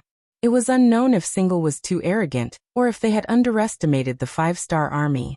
When the news reached Yang Chendong, who had already taken over Seor city without shedding a single drop of blood, he immediately asked the intelligence personnel, who were familiar with the terrain, to set up a sand table. When he saw a road to the west of Lahore, his eyes lit up and he asked, "What's going on with this road? Where does it lead to?" Reporting to the sixth young master, "This road belongs to India." When they first opened this road, it was to make it convenient for them to send troops from their country to the Chagatai Khanate and other places. In view of their strength, the Sultanate could only bow its head and admit defeat, the intelligence personnel said excitedly. Being able to report the situation to the sixth young master in person was enough for him to brag to his brothers when he went back. Oh ha ha ha. Hearing this, Yang Chendong couldn't help but laugh out loud. Previously, he was wondering if he could enter India as quickly as possible and catch the enemy off guard. He didn't think that there really was such a road, and it was even built by India themselves. This was really asking for trouble. When the road was first built, the Indians probably didn't think that this road, which they could go out and fight at any time, would become a shortcut for others to enter their country. Okay, order the world's first cavalry army to be the left vanguard, and the new army to be the right vanguard. The two armies will choose this road to enter India first. Again, don't focus on snatching territory, and try to eliminate as much of the enemy's strength as possible. Yang Chendong, who was overjoyed, pointed at the road and said immediately. There were already people at the side who were in charge of recording and waiting to convey the order at any time. The two rapid response cavalry armies that received the mission only took 4 hours to assemble the army, and they quickly set off with only 7 days' worth of rations. This time, they didn't even arrange for the logistics and forage vehicles. According to the thoughts of the two commanders, as long as they could catch India off guard, wouldn't they be able to eat and drink everywhere when the other party wasn't on guard? Would they still have to worry about food? The two vanguard cavalry armies set off first. After only staying in Seor for 2 days, Yang Chendong left a division of less than 10,000 men behind to guard the city, and continued to lead the main army south. This time, their target was Lahore.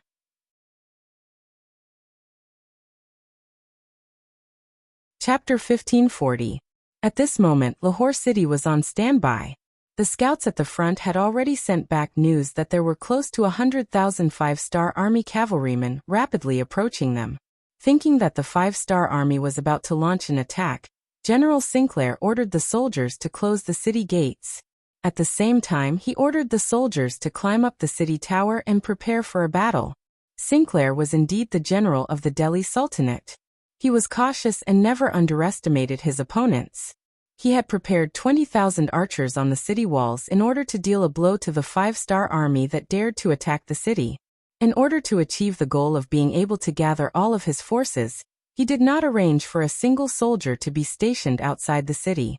He had completely shrunk all of his forces into a fist that was waiting to be punched out. He was only waiting for the right opportunity to display its might. Sinclair, who was fully prepared, stood on the city tower and watched the five-star army cavalrymen slowly approach the city. Are they all cavalrymen? This shouldn't be the case. Cavalrymen don't have any advantage when attacking a city. Sinclair was confused. He could not figure out what the five-star army was trying to do. Of course, if they really used cavalrymen to attack the city, he would laugh at them. A five-star army that did not know how to use troops was not worthy of his attention. Just as Shingle relaxed and waited for the five-star corps' next move, the five-star corps cavalry got closer and closer. Then, when they were 4 miles away from the city, they suddenly changed directions and rushed out from the road beside the city. Then they dashed around the city walls and dashed past the city walls. Sinclair could not understand what was going on at all. Could it be that they want to besiege the city? But from the looks of it, they don't seem to have any intention of stopping. Could it be? Sinclair's eyes widened when he thought of the terrifying outcome. Could it be that the enemy's target was not him, but India? It seemed that this was the only way. Things had developed in such a way, which greatly exceeded Sinsel's expectations and shocked him. That was India. Not only did it have a large territory, but it also had a population of nearly 10 million people. Such a large country had always been like a huge rock pressing down on the Delhi Sultanate's head, making it difficult for them to breathe. However, in the eyes of the five-star army, they didn't seem to care at all. It had to be said that in terms of boldness, they were far inferior. At this moment, he couldn't help but be pleasantly surprised. Previously, they had asked for help from India, saying that the five-star army that could destroy the Khaganate must be very powerful. With their own strength, they would not be able to stop it no matter what. Since they were all neighbors, they must support them. The Hindustani kingdom did not give any official answer, as if they did not receive the letter. It was said that their King Lodi even smashed his favorite Chinese porcelain to pieces because of it. Now that the five-star army had directly chosen India as their opponent, they had no choice but to send troops. Thinking that once India sent troops, it would greatly relieve the pressure on his side, how could Sinsel not be happy? Go, it's best if both sides suffer. Maybe the opportunity for our country to rise will appear. Sinsel thought so to himself. Other than arranging for someone to report this news to the royal capital, Delhi, he did not make any military movements. Previously, in order to protect Lahore city, he had withdrawn all his troops into the city. How could he have the troops to fight outside the city now? Besides, the cavalry of the five-star army was so fast that it was far from something he could catch up with. What if this was a trap set by the enemy and they were waiting for him to send troops out? If that happened, wouldn't he fall into a trap? The careless Sinsel would not make such a mistake. What he had to do was to defend. As long as he defended Lahore city, it would be equivalent to blocking the five-star army's journey to the east towards Delhi. Then his mission would be completed. In order to lead India into the vortex of war, Sinsel did not do anything. He did not even have the intention to send someone to inform or remind India. This allowed the new army of the world's first cavalry army to go all the way south after passing through Lahore city. When they reached Multan city, they still did not encounter any resistance. When 100,000 cavalry suddenly appeared outside Multan city, the city gates did not even have time to close. With regards to the sudden arrival of the five-star army, the Indian soldiers here were indeed not prepared at all. They did not even have the basic awareness of being on guard. They watched as the cavalry entered the city, and the 2,000 Indian soldiers in the city were slaughtered. They did not even have time to set up the most basic infantry formation before the cavalry rushed in front of them. There was no suspense about what happened next. The border city of Multan changed hands so easily. Whether it was Tianhu or Suhi, they both saw an opportunity. This was a country that did not have any defenses. Since that was the case, it was time for them to continue to expand their gains. Immediately, in addition to leaving 1,000 cavalry to guard the city, the two armies split up and headed towards the hinterland of India in two different directions. They wanted to take advantage of the fact that the other party had not reacted and achieve greater results. 3 days later, Yang Chendong brought the main force of the five-star army to the periphery of Lahore city. This time they did not have the intention to take a detour. If they did not take down Lahore city, it was equivalent to handing over their rear to the enemy. In the future, the supply route might be disturbed or even controlled by the enemy. This was something that Yang Chendong absolutely could not tolerate.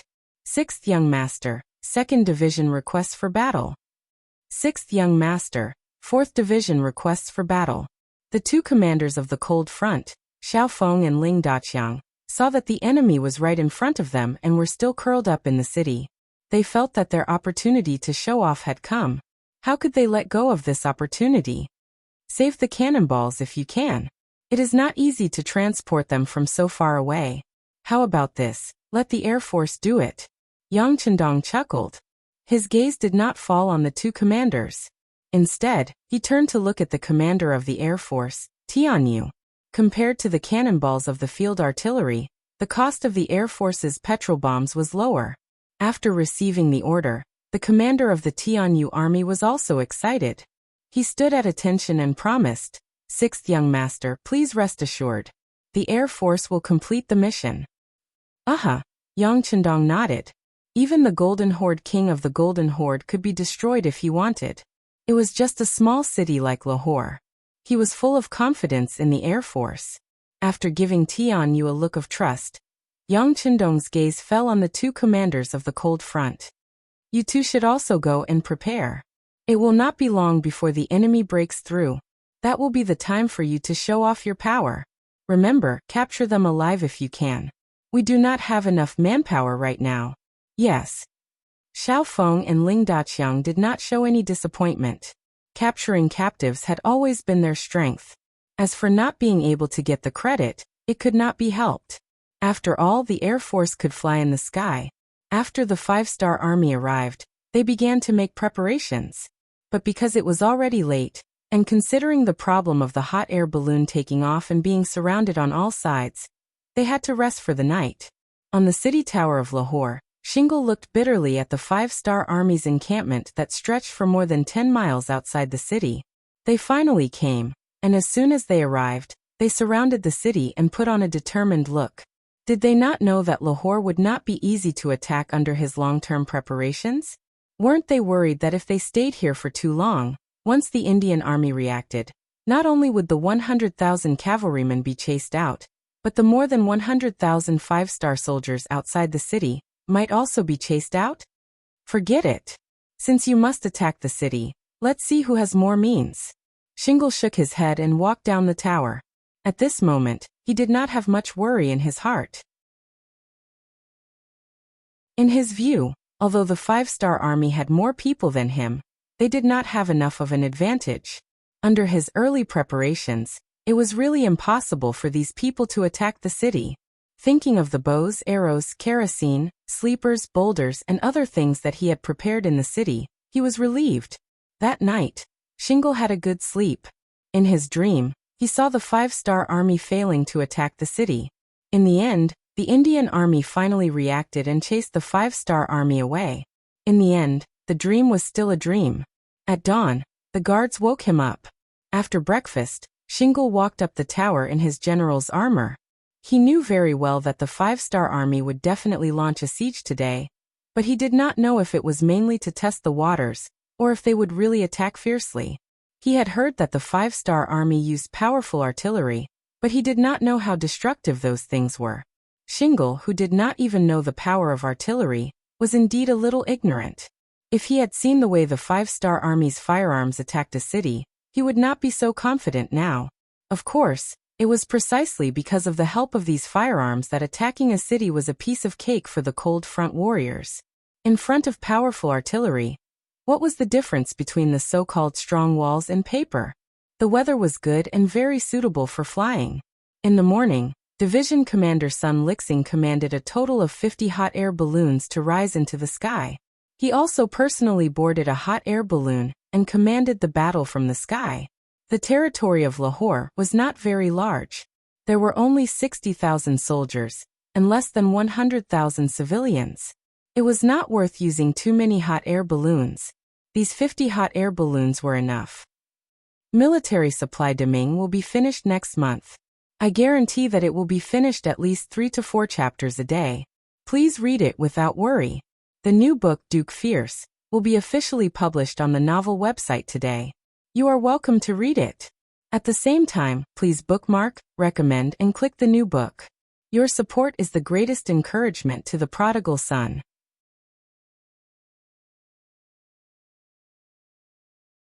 Chapter 1541. At 9 o'clock in the morning, the hot air balloons began to take off. One after another, the bombers filled with black oil began to move in the direction of Lahore. On the city gate tower, a group of Kiliarks followed by Sinjar. They were currently patrolling the city gate tower. In Sinjar's eyes, this first battle was especially important. Whether or not they could suppress the arrogance of the five-star army would determine whether or not they could take the initiative in the next battle and defend the important city of Lahore. Look, what's that? In the sky above our heads, what's that? Oh my God, that thing can move and it's floating over our heads. Is that an immortal? When the hot air balloons appeared in the sky above Lahore, there were all sorts of shouts from the Sudanese who discovered all this. Due to the close distance and the influence of the Han culture, the appearance of these hot air balloons made many people mistakenly believe that an immortal had appeared. At this time, Sinjar also looked up at everything in the sky at this time with a puzzled look in his eyes. The Air Force had only been used against the Golden Horde and the Ross Duchy before. Because the distance between the two sides was too far, this matter had not reached Sinjar's ears. At this moment, he only looked at the sky curiously, not knowing what exactly it was. But instinctively, Sinjar felt that this thing was somewhat dangerous. It didn't matter if he didn't know.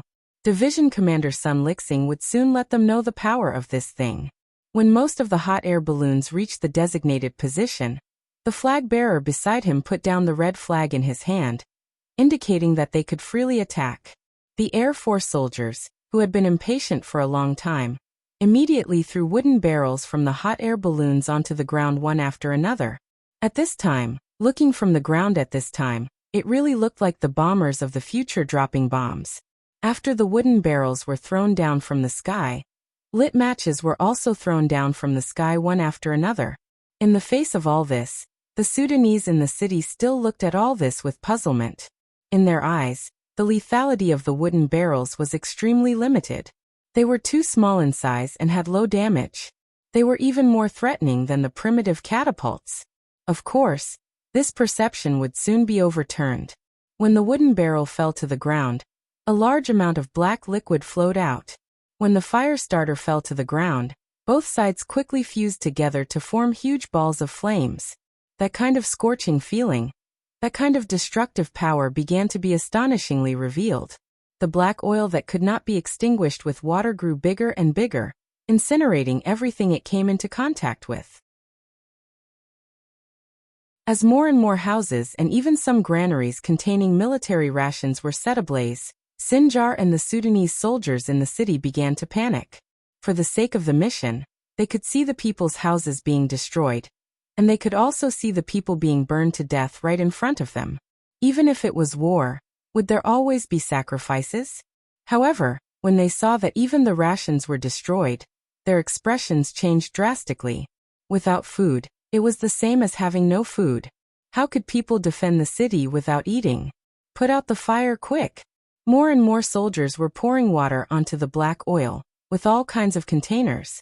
Not only did the water not extinguish the fire, it only made the fire burn even more fiercely. This kind of scene that completely overturned everyone's perception made Sinjar feel a sense of helplessness in his heart. Originally, he wanted to have a good fight with the 5-star army and see how powerful the enemy's cannons were. But now there was no need for the 5-star army to do anything. This fire had completely destroyed the city. Not only were their belongings destroyed, but even their fighting spirit was burned away. He could not wait any longer. Otherwise, he would not be defending the city. He would die here with the city. The 60,000 soldiers in his hands were the most powerful force in the Sultanate. Once the country was lost, Sinjar decided to sacrifice the soldiers to protect the general. He did not want to defend the city anymore. He wanted to rush out and retreat to the capital city of Delhi to rebuild the defense line there. After deciding to abandon the city, Sinjar ordered the generals under him, "Retreat, retreat immediately. Take whatever you can and prepare quickly." The generals, whose fighting spirit had long been burned away by the fire, did not object when they heard the military order. Everyone dispersed and began to assemble their own armies, preparing to choose the nearest city and charge out. Considering that the outside of the city was already surrounded by the 5-star army, no one knew which was the safest. Sinjar simply did not arrange a path for everyone to rush out. He wanted to see if the 5-star army could stop them. How many people could they stop? It's about time. Everyone get ready. The soldiers of the 5-star army who were guarding the 4 cities saw the raging fire in Lahore and began to prepare to prevent the enemy from rushing out. Yang Chendong's arrangement was very simple. Under the premise that they did not know which city gate the enemy would rush out from, he divided the 2 divisions of Cold Vanguard into 4 groups. There were at least 2 Cold Vanguard regiments in front of each city gate. Behind them were cavalry soldiers with sabers in their hands. As long as the Cold Vanguard soldiers used their muskets to scare the enemy, the cavalry soldiers would rush out to capture the captives. With the Cold Vanguard soldiers as the vanguard, Yang Chendong was not worried that the enemy would rush out. He had already asked around. Among the 60,000 Sudanese soldiers, there were only 10,000 cavalry soldiers. The rest were infantrymen. Infantrymen did not have the ability to move quickly. As for the 10,000 cavalry soldiers, if they really rushed out, the 2,000 black cavalry soldiers beside him would teach them a lesson. At this point, Beta Persei had already prepared with Chiu Vi, Dao Shao, Ba Daojiang and the others. Yang Chendong was sure to take down the 60,000 Sudanese soldiers. The only difference was how many captives they could capture in the end. Sinjar, who was completely unaware of this, was already preparing to rush out of the South Gate with 10,000 cavalry soldiers. The reason why he chose the South Gate was intentional. If he had to choose to return to the capital, the East Gate was undoubtedly the closest. However, he did not choose it because he wanted to catch the 5-star army off guard. As long as he rushed out of the city, he would only need to adjust his direction slightly to turn east and rush back to the capital. With 10,000 cavalry soldiers, he rushed out while the fire was still burning in the city. When the southern city gate suddenly opened, the eyes of 2nd Division Lung Feng, who was guarding here, lit up. The reason he was guarding the south gate was because he was taking a gamble. Even the 6th young master did not know about the enemy's plan to break out. Who else could? Picking a random gate to guard was mostly a matter of luck. Xiao Feng's eyes lit up when he saw more and more cavalrymen running out of the gates. He knew that there were only 10,000 cavalrymen in the city. Now that he had caught such a big fish, how could he not be happy? Everyone get ready for battle. Machine gun company, prepare enough bullets. Don't be afraid of wasting bullets. Immediately send someone to report to the 6th young master that the enemy cavalry has appeared at the south gate. Quick. Xiao Feng continuously gave out orders. He also walked to the front of a heavy machine gun and placed his finger on the trigger. He was ready to enjoy himself. Among the cavalry soldiers, Sinclair was completely unaware of all this. Even though he saw the 5-star army when he opened the gate, he did not hesitate to give the order to attack. Since there were 5-star army outside the 4 cities, he just had to choose the enemy in front of him to attack. Charge! 10,000 cavalrymen poured out of the city gate, forming a huge aura. It was said that more than 10,000 soldiers were boundless. When these 10,000 cavalrymen formed a line and overlapped each other, the impression they gave off could be described as majestic. If it was a timid person, not to mention counterattacking, it would already be considered good if they could stand there without trembling.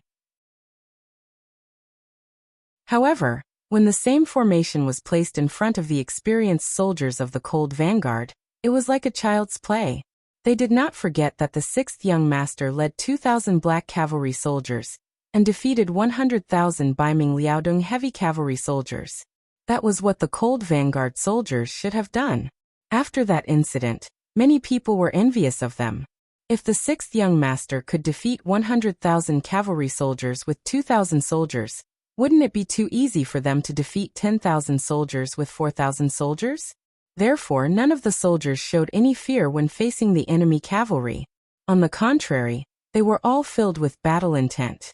They only felt that the enemy had sent too few cavalry soldiers. As the commander, Xiaofeng was also very excited. When he saw that the enemy cavalry had all left the city and started charging, he shouted to the messenger beside him, "Order the artillery battalion to fire. Scatter the cannons and fire 2 shots at the front. Disrupt the cavalry formation." The reason why cavalry had a crushing advantage against infantry soldiers was because of their collective charging formation.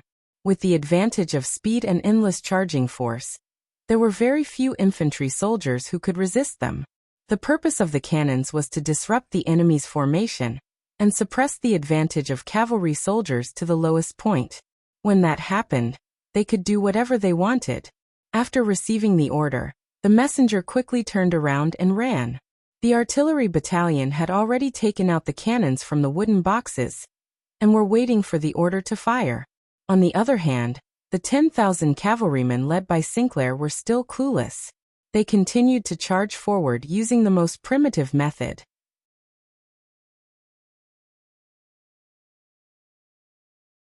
Chapter 1542. Especially after they were 2 li away from the city gate, they were already very close to the 5-star army. However, when they still couldn't see the enemy cavalry charging out, Sinjar couldn't help but reveal a joyful expression. The distance was too close. Even if the 5-star army cavalry charged, they wouldn't have the advantage of speed.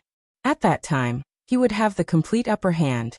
Just as he was sighing in his heart that the 5-star army was only SOSO, a flash of fire suddenly appeared in Sinjar's eyes. Just as he instinctively felt that something was wrong, a cannonball landed a few dozen meters away from him. The cavalry at that location immediately let out a burst of cries and howls. Let's not talk about the place where the cannonballs landed, and the cavalrymen were blown away. When the nearby cavalrymen heard the loud rumbling sound, they all went crazy. Under the fear, they didn't listen to their master's orders. Instead, they ran around and threw the cavalrymen on their backs off their horses. The cannonball was so loud that it caused the horses to run around like headless flies. There was no need for the 5-star army to do anything. The Sudanese cavalry that was originally in formation was already in chaos. The chaos in the formation greatly exceeded Sinjar's expectations. He originally wanted to charge out, but he couldn't help but slow down. After he realized that something was wrong, he didn't have a better idea.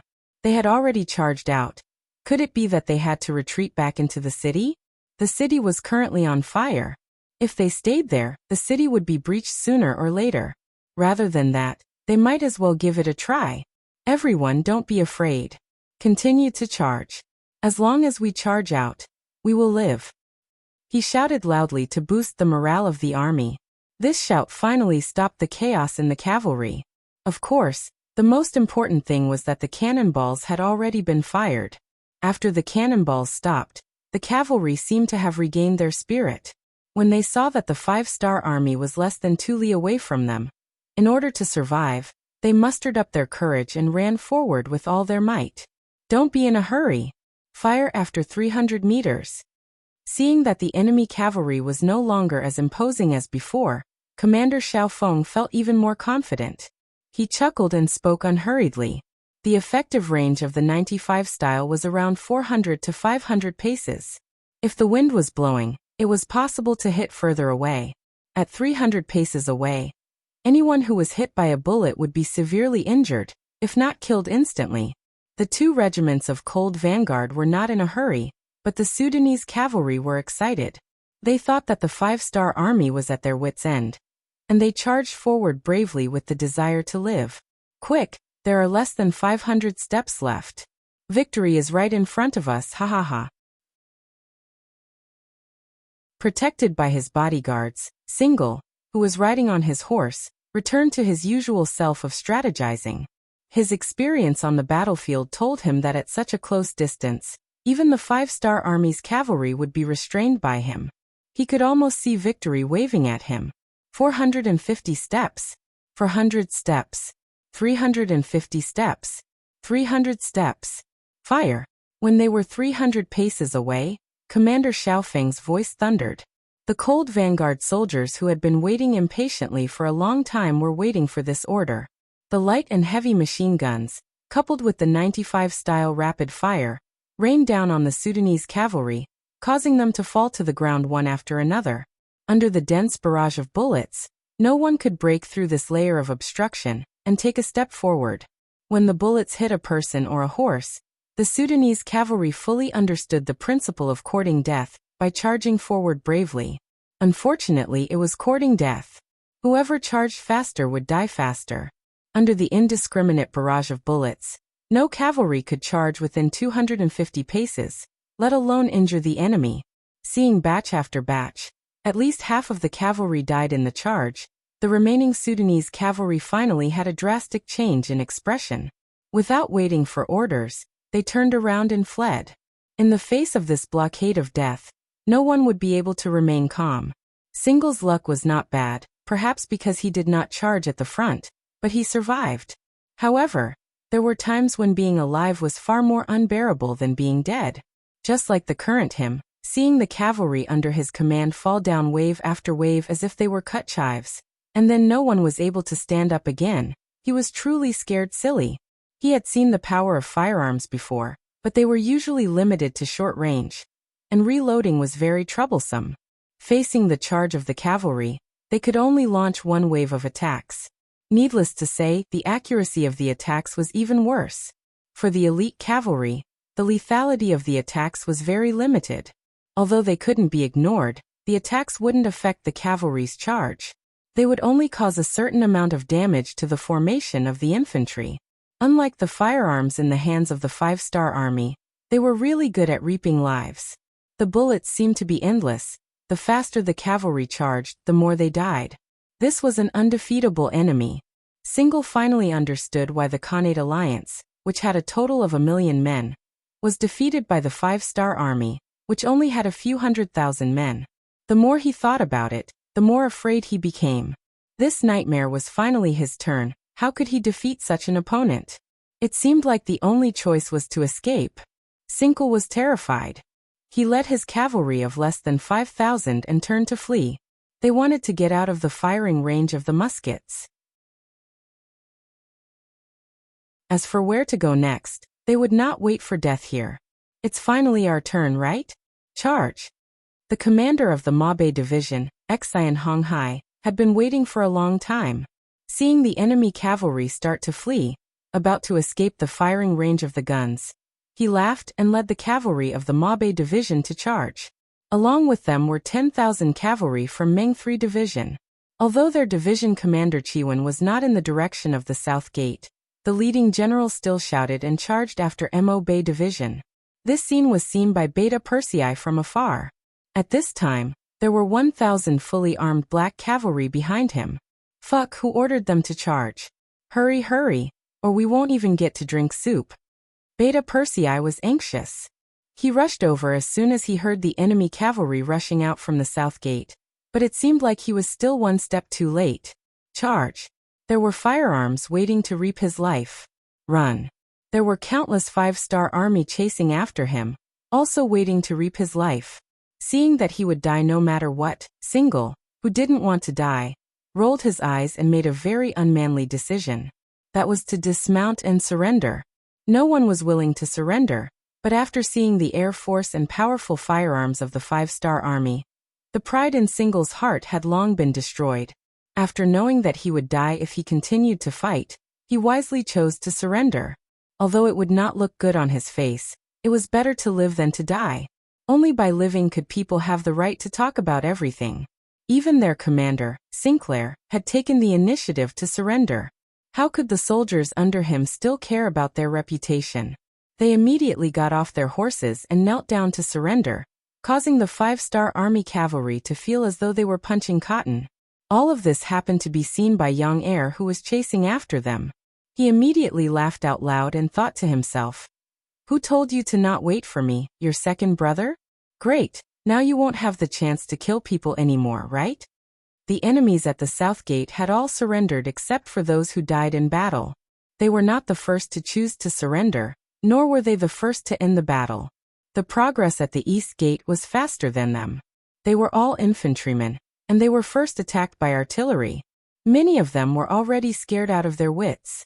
Then, when they finally reached 300 steps in front of the 5-star Army, the scene of firearms firing swallowed their last bit of courage. At that time, when the 5-star Army cavalry charged, there was no other choice but to surrender. This battle lasted from 9 in the morning to 3 in the afternoon. From the beginning to the end, it was only 6 hours. More than 20,000 of the 60,000 Sudanese soldiers were killed, and more than 30,000 of them surrendered. The battle ended so quickly that the Sudanese people in the city lost all hope. For a time, many people rushed out of the city gate. They were holding bags of various sizes, which were the most valuable things in their homes. They knelt on the ground and begged the 5-star Army not to kill them. They surrendered. "Young master, do you want to send someone into the city to take a look?" Beta Persei saw that the people in the city had come out to surrender.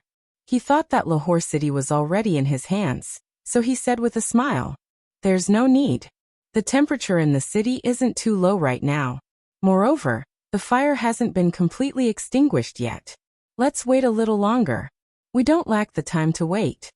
Yang Chendong shook his head. Yang Xie was able to achieve what he had today under his leadership. Naturally, Datsang played a very important role, but at the same time his cautiousness was also very important.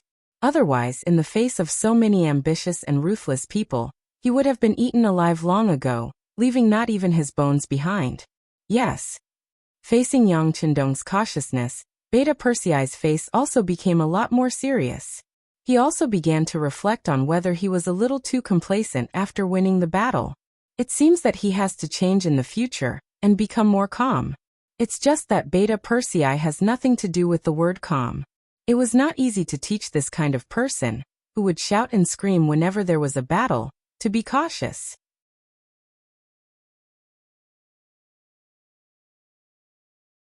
Chapter 1543. The city of Lahore changed hands just like that. Because the 5-star Army had set up an encirclement in advance and did not let any enemy escape, the news did not spread. It was likely that many people were still hoping for a counterattack. The Indian Army was the most typical example. The world's first cavalry army and the first cavalry army were like two meteors that streaked across the sky. They entered the Indian territory at lightning speed and took over the important border city of Tultan. Next, they split up and attacked from two directions. In a short period of time, they caught the Indian Army off guard and took over a dozen cities. When the news reached the capital of India, King Jawaharlal Nehru was really shocked. He originally thought that the appearance of the 5-star Army would lead to a battle with the Delhi Sultanate. By then, no matter who won or lost, he would be able to act according to the situation. He would have ample time to prepare and reap the benefits. Who would have thought that the enemy would appear so soon? Also, from the information he received, the 5-star Army did not take over Lahore.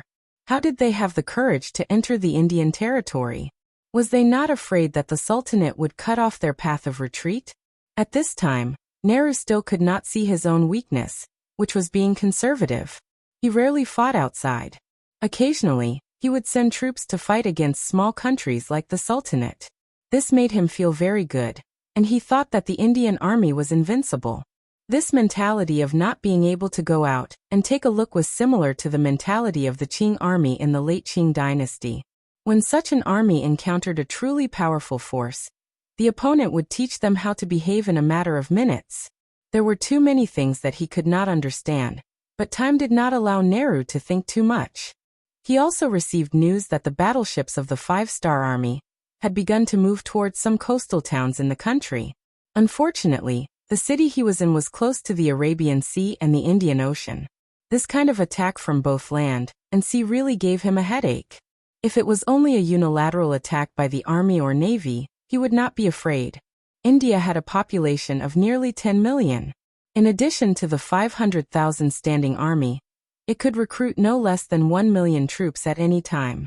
With this, he was confident that he could use the human wave tactic to drive out any opponent that entered the country.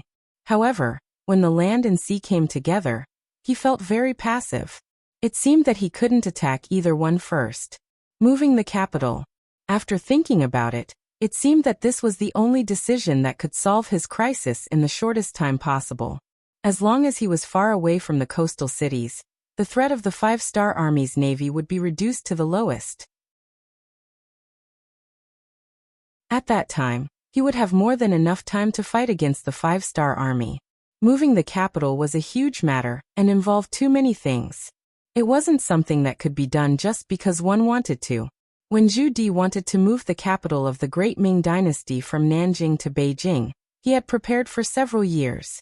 However, what Nehru lacked the most now was time. If he continued to wait, how many more cities would the 100,000 cavalrymen of the Five-Star Army attack? Also, once the Five-Star Army's navy appeared outside Mumbai, he could only passively take a beating. In order to not worsen the situation, Nehru first chose the location of the new capital, which was Bidar city in the central region of the country. Not far from the city was the Godavari River, which could be used as a barrier to block the charge of the Five-Star Army's cavalrymen. Moreover, there were many mountains and roads that were not convenient. If it was during normal times, it would be somewhat unsuitable as the capital. After all, it was not conducive to economic development. However, during wartime, it was the best place to defend. It was similar to Chongqing in the country. After making the decision, Nehru summoned the civil and military officials and announced the decision in person. After that, he did not dare to say that there were objections and announced the dismissal of the court. He also needed time to arrange everything. For example, the number of concubines and children in the palace was quite a lot. The sudden move of the capital shocked many people. For example, most of the officials had bought a lot of properties in the capital. Those were things that could not be taken away. Now that the capital was suddenly moved, what were they going to do with those things? Those were immovable property that could not be taken away. Usually, when Nehru as the king made a decision, his subordinates usually did not dare to oppose it. After all, it would affect the dignity of the king of the country. However, when an order involved the interests of the majority, it was difficult to carry out the order even if it was given by the king. Just like in India at this time, the officials actually collectively opposed the move of the capital. So much so that the palace began to make preparations. However, the officials were stubborn and refused to budge. Time was wasted like this. Due to the failure of the government order, not only did it buy more time for the Five-Star Army to arrive, it also caused the situation in India to become a mess. Nehru was indeed an ambitious and ruthless figure. Seeing that his officials did not listen to his orders, he angrily led the people in the palace and went straight to Vidal city, leaving more than 80% of the officials in Mumbai. Originally, he wanted to kill one or two of them to intimidate the others. However, he was afraid that if he really did that, it would cause internal strife and cause everyone to oppose him. So he had no choice but to do it. The king actually left, bringing only the members of the royal family, and less than 20% of the obedient officials with him. When the news spread out, the officials became a little anxious. They were blaming themselves for pushing the king too hard. Should they lower their heads and follow the king when he left? State Preceptor Qiao Han stood up and publicly said that moving the capital was an important matter for the country. How could it be done just like that? The king's action was mostly to throw a tantrum. As long as the officials did not leave with him, it would not be long before the king would definitely return. When the time came, Everyone would collectively go forward and admit their mistakes, and the matter would be over. The state preceptor's words struck a chord in the hearts of some people. For a time they followed him. As the state preceptor, Qiao Han enjoyed a very high status in India. Now that he stood up and said these things, many people thought that they had found the root of the problem. As a result, even if the king left the capital, the officials still had no intention of following him. How would they know that some of Qiao Han's actions had already incurred Nehru's dissatisfaction? Qiao Han was the one who had previously prevented him from helping the Khaganate send troops. Because of this, Nehru had long thought of replacing him. If it were not for the change in the situation, George would have been arrested and punished by now. Nehru knew this, but the officials did not. So, after the king was gone, everyone instinctively followed the state preceptor's lead. However, others did not know, but as the state preceptor himself, Qiao Han knew. Feeling that his position was in danger, in order to save himself, he took the initiative to look for Yunk this time. After a discussion, these words came out. Yunk, the former director of the Foreign Affairs Group of the Security Bureau, was transferred to the Central Asia region more than a year ago to serve as the branch director. His most glorious achievement was to instigate the rebellion of the famous General Chen Di of Jiaoxi, Yunnan Province, as well as Long Qi, Guang, and others of the Lancang Kingdom. Considering that he was good at this time, he was entrusted with the position of the branch director of the Central Asia Region Security Bureau by Director Yang San. As soon as he came here, Yunk investigated a lot of information and selected some people who could be targeted. This state preceptor Qiao Han was among them. Under his efforts, the greedy Qiao Han really became good friends with Yunk. In front of a large amount of gold and silver, although he had vaguely guessed Yunk's identity, Qiao Han did not mention it. He even helped him to do a big thing, which was to prevent King Nehru from sending troops to help the Khaganate alliance. It seemed that he was living off the Khaganate alliance, but in fact, things like collusion with foreign countries were too common in history. Especially during the Warring States period, it was the most common thing. Often, when one side could not defeat the other, they would find a way to deal with the other side. Then there would be cases of troops retreating when they almost reached the capital of a country. In the end, Qiao Han was the state preceptor, not the king. This difference of one word was the difference between a monarch and a minister. The monarch was permanent, but the minister could be changed. At that time, most people became officials only for money. Otherwise, there would not be a saying that thousands of miles became an official only for money. When Yunk took out something that satisfied Qiao Han, he naturally had to speak up for him. In a way, the two of them could be considered friends. Nehru intended to take down Qiao Han, the state preceptor. This was a friend in trouble, so Yunk should stand up and think of a way for him, which led to the current situation. Nehru did not know about this. He did not leave the capital in a moment of impulse. He wanted to force everyone to follow him. He was using practical actions to make everyone choose. This plan was feasible. Originally, there were already some ministers who wanted to follow, but because of Qiao Han's interference, everything turned into nothing. After knowing the reactions of the ministers in the city, Nehru was furious. He wanted to immediately cut Qiao Han into pieces. Men secretly informed the people in the capital to kill Qiao Han. Nehru knew that if Qiao Han did not die, it would be difficult for the ministers to move the capital, so he gritted his teeth and said fiercely. Nehru wanted to kill Qiao Han, but it was too late. Whether it was Qiao Han's wisdom or Yunk's experience, how could they not have guessed this? They were already prepared. Not only did they change Qiao Han's residence, but they also increased the security around him by several times. In the next few days, there were no less than 4 or 5 attempts on Qiao Han's life. But under the tight security, even the assassins did not see the shadow of the target. Under the continuous assassination, Qiao Han was determined to follow the 5-star army to the end.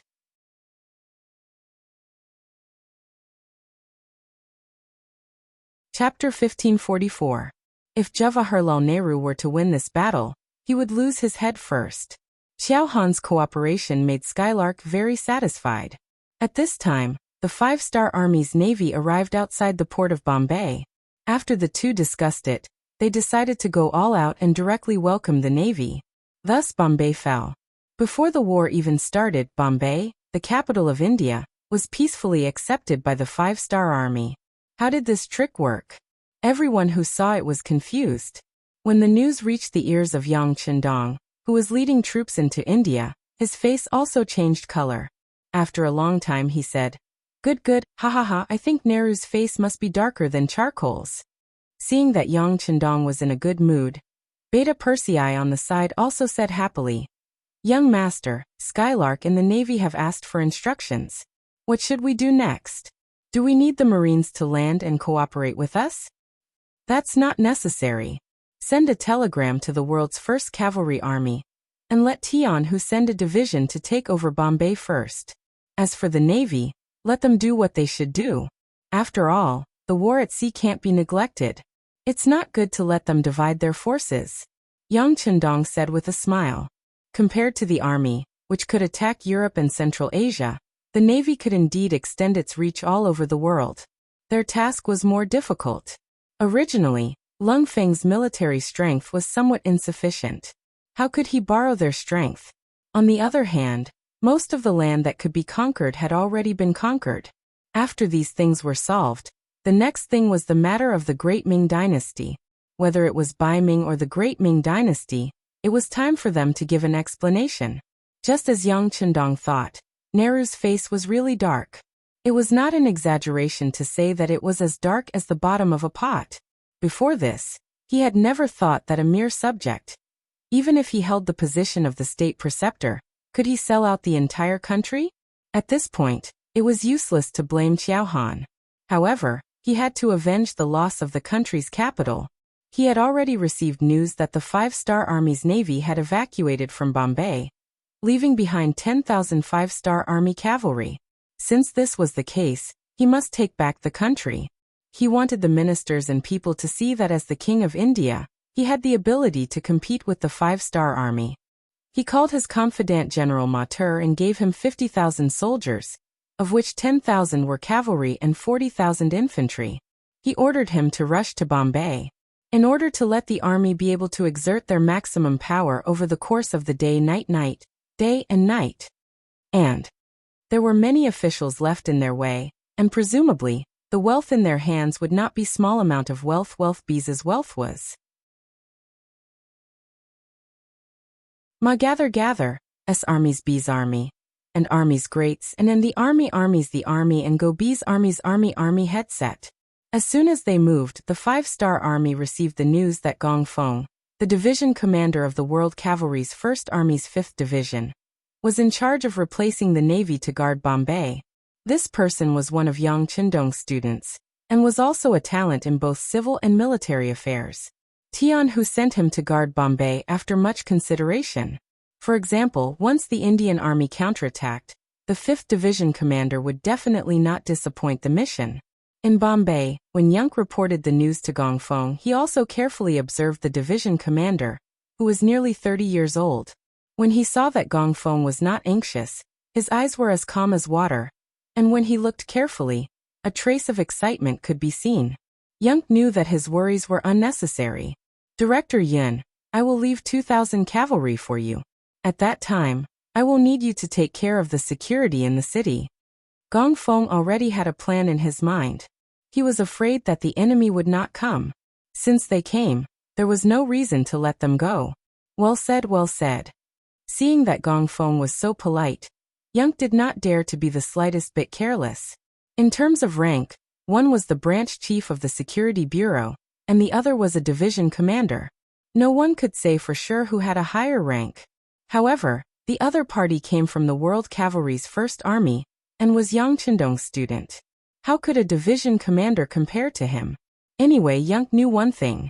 If he provoked this person, he was an existence that could go straight to heaven. He might not dare to act first and report later, but as long as his mouth was crooked and he said something wrong, it would be enough for him to bear the consequences. Seeing Yang's cooperation, Gong Feng just smiled.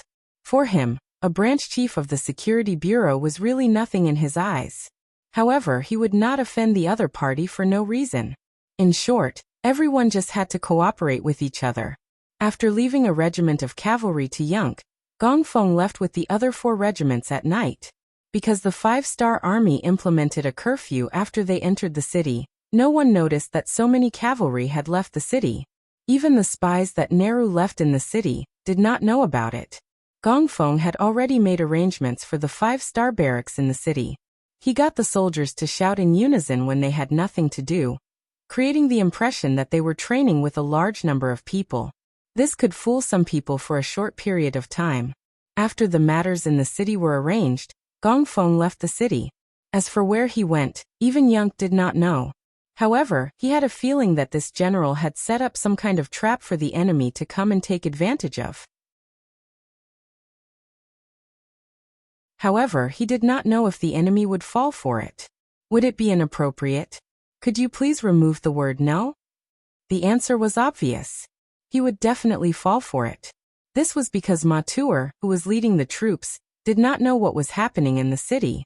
He got the news from his spies that everything in Mumbai was as usual. He did not see any reinforcements from the 5-star army, nor did he see any movements from the 5-star army in the city. Caution is the parent of safety. Order the cavalry to be at the back and the infantry to be at the front. Matur was entrusted with such an important task by Nehru, so he naturally had a certain level of ability. He did not think that the 5-star army did not know about his arrival. However, the other party still did not do anything. This was somewhat thought-provoking. Before figuring out the true intentions of the other party, Matur decided to be careful. He placed his cavalry at the back, so that if something unexpected happened, he could change according to the situation. It was this move that saved Matur's life. This was because at this time, Gongfeng had already surrounded them with 4 regiments of the world's first cavalry army, who said that a small number of people could not surround them. With more people, there were still many mountains, forests, and rivers in this area. Gongfeng had already dug a hole, and was only waiting for the enemy to enter the hole before pulling in the net. The Indian Army was given another name by the netizens in the future, Indian Army. We all know that Indian Army likes to cheat and do some crazy things. In particular, their arrogance left a deep impression on people. It was like during a military parade, a motorcycle often carried dozens of people. If one said that it was a peacock spreading its tail, then it would be a shame to the beautiful peacock. At this time, although the Indian Army did not have the nickname Indian Army, when it came to arrogance, they were not at all inferior. They were also very poor and arrogant. Their so-called 500,000 standing troops were just some civilian groups that were of moderate age, but did not have any formal training. Perhaps in the eyes of many people, the younger troops were a sign of strength. Therefore, other than age, they could be said to be lacking in other aspects. Just like the weapons in their hands now, there were all kinds of weapons. There were long spears, long knives, long swords, short swords, and some wooden sticks mixed in. It gave people the feeling that it was a hodgepodge. However, such an army still had a complacent look. It seemed that no matter what kind of opponent they encountered, with their youth and strength, they could charge and win. They wore unlined clothes, and it was obvious that there was no cloth armor on them, not to mention armor. With such equipment, even Yangtze's local troops could not enter. Now that they were targeted by the elite of the elites, the 1st Cavalry Division, how could they have a good time? When night came, the Indian Army was still hurrying. This was not because they were very obedient, but because Matur, as the general of the army, had painted a big pie for them. After reaching Mumbai, they could loot for 5 days. It was this noble idea that made it impossible for them not to be faster. It seemed that if they were late by 1 step, they would not be able to get anything. This caused the formation of the Indian Army to be in disarray. Many of them were already panting heavily, but no one was willing to give up on the journey and give up on their dreams and goals that they couldn't achieve. In the forest beside the official road, Division Commander Gongfeng was looking at the scene in front of him with night vision binoculars. At first, he was even a little dumbfounded. This was very different from what he imagined a regular army to be. At one point, he thought that this was a trap prepared by the enemy for him to enter. After observing for a while, he saw that the last 10,000 cavalrymen were finally wearing cloth armor. Only then did he breathe a sigh of relief. Although cloth armor was the lowest equipment and was not in Gongfeng's eyes, At least there was a difference. Since the cavalrymen were wearing cloth armor, it was very reasonable for the infantry not to wear armor.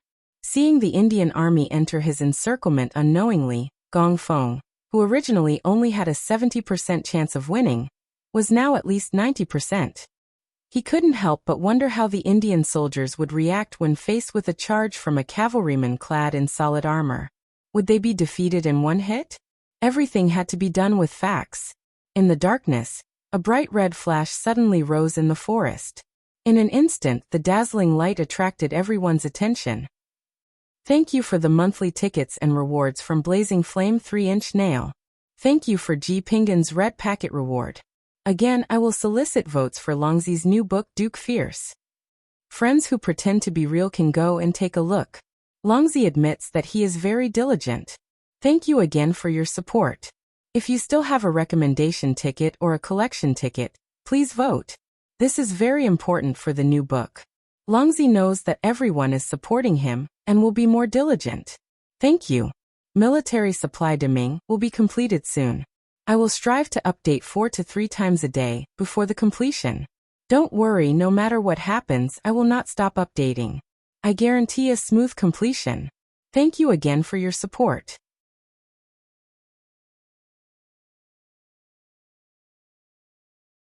Chapter 1545. The sudden appearance of the red light immediately attracted the attention of the 50,000 Een soldiers. They were still wondering what it was, and why it was so bright and beautiful. Suddenly, the sound of horse hooves could be heard from below their feet and into their ears. It's an ambush. Matur, who was riding his horse, also saw the red light. Instinctively, he had a bad feeling. When the sound of hooves entered his ears, his first reaction was that the enemy had arrived. He had not received any reports, and there shouldn't be any cavalry from the 5-star army nearby. So where did this commotion come from? What was going on? With 70% confusion and 30% doubt, Matur followed the sound and looked forward. What he saw was the chaotic scene of the army formation. The 5th Heavenly Cavalry Division had attacked. The red signal flare was the order to launch an all-out attack. A total of 4 regiments, totaling 8,000 cavalrymen, charged out from all directions, charging towards the Indian infantrymen on the main road. Before they even arrived, the Big Dipper crossbows in their hands were already activated. As the arrows rained down, the Indian soldiers who did not know what was going on were met with a barrage of attacks. He didn't greet them, nor did he challenge them to a fight. The first thing he did was launch an all-out attack. As the crossbow bolts rained down one after another, cries of agony could be heard coming from the Indian soldiers who were dressed in simple clothes. This was the biggest difference between having armor and not having armor. In some dynasties, in order to not suppress the bravery of the commoners, the officials allowed them to carry weapons or self-made crossbows. However, they would definitely not be allowed to carry armor. Just from this point alone, one could see the difference between having armor and not having armor. On the battlefield, even when faced with a rain of arrows, soldiers with armor had a 30% chance of survival. Even when facing an opponent, they could still be injured in 4 or 5 places before dying. However, soldiers without armor did not have such ability. Usually, victory or defeat would be decided in a single exchange. The Indian soldiers without armor were completely defenseless against the Big Dipper crossbows at close range. Initially, they thought that this would be a good mission. They only needed to rush to Mumbai and attack the city with their advantage in numbers. By then, there should be reinforcements from the city. By then, the city gate would be breached under the pincer attack from both sides. By then, it would be time for them to reap the rewards. Who would have thought that they would run into enemies halfway through their journey? Moreover, it was when they were extremely tired. At this moment, facing the crossbow bolts from afar, even if some people wanted to turn around, they couldn't do so. Not to mention, the 5-star army's cavalry seemed to be everywhere. They didn't even know which direction to run to. They were like headless flies. Other than being helpless and dying, they didn't know what to do. In the future, when tens of thousands of Ming soldiers faced thousands of Jiannu soldiers, they would be defeated in one blow. In the future, when tens of thousands of Ming soldiers faced hundreds of Japanese soldiers, They would also frantically retreat and throw away their cannons.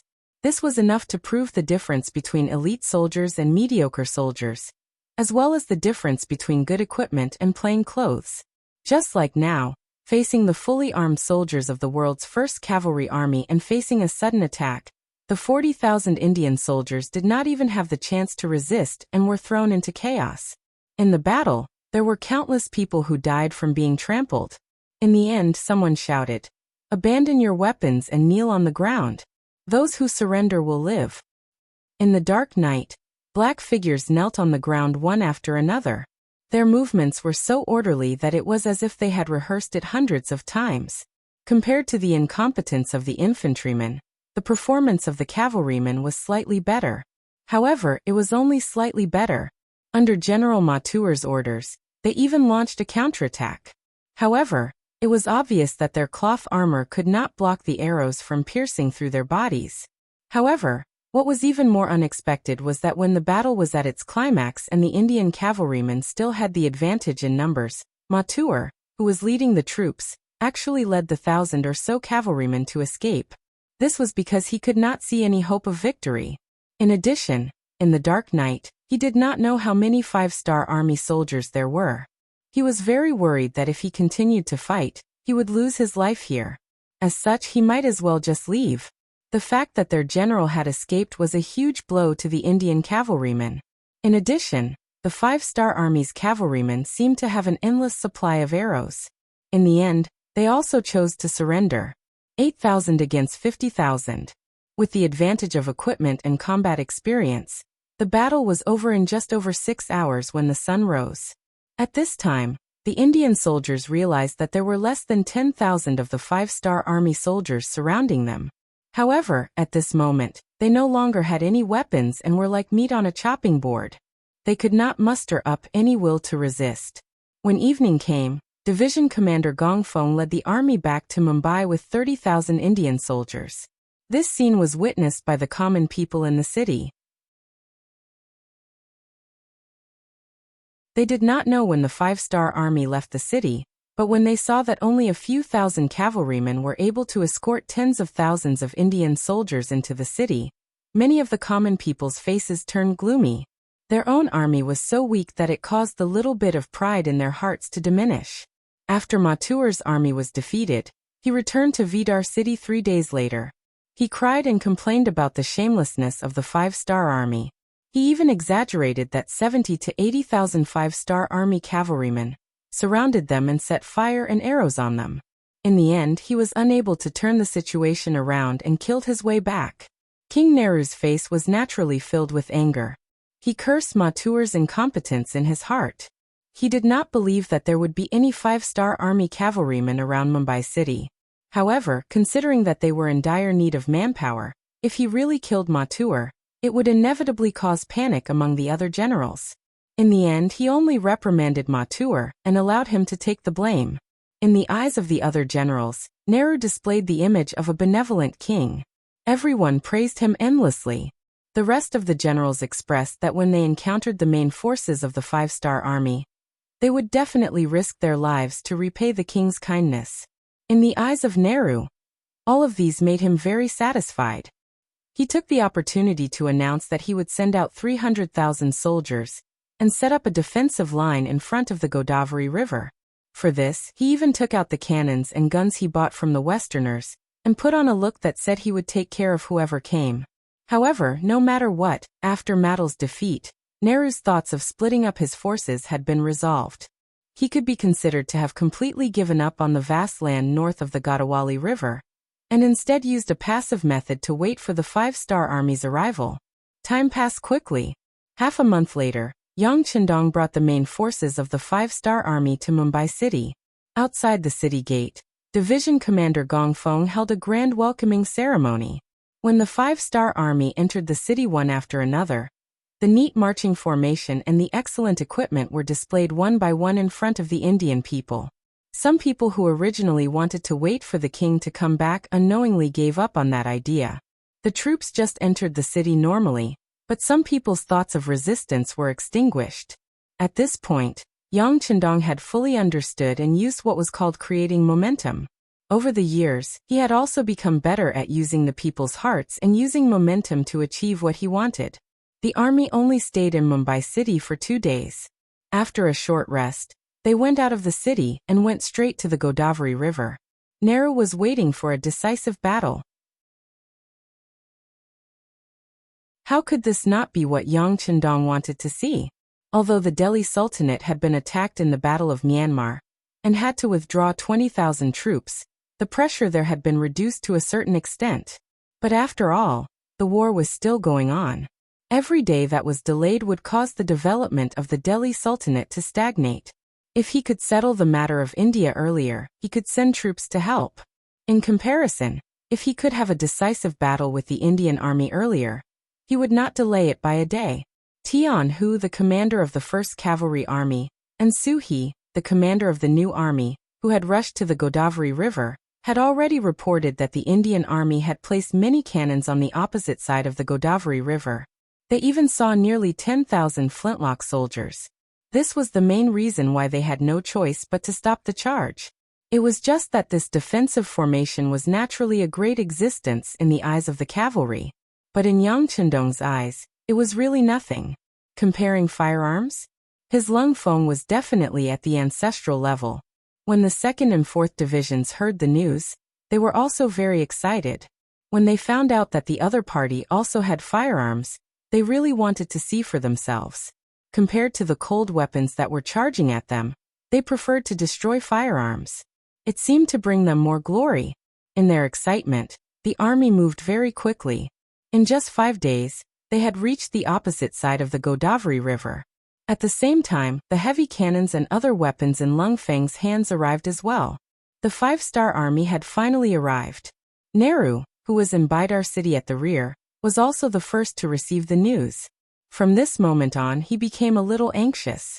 Although he had spent a lot of money to buy these firearms, how good were their performance? The power of these firearms had yet to be tested. At the same time, he also knew that the 5-star army also had firearms. He just did not know who would be more powerful when the two sides met. Just as Nehru was feeling anxious, on the morning of the 2nd day after the 5-star army arrived, the 2nd and 4th Divisions of Lung Feng began to move. 75mm field cannons were pushed out from the army, constantly moving towards the Godavari River. During the meeting in the tent last night, Yang Chendong had introduced the range of the cannons to everyone. They could only fire about 3 li. Although these cannons were considered decent weapons back then, in the eyes of Lung Feng, they were really not enough. As the soldiers of Lung Feng pushed the cannons forward, they were naturally filled with confidence. They only stopped when they were about 3.5 li away.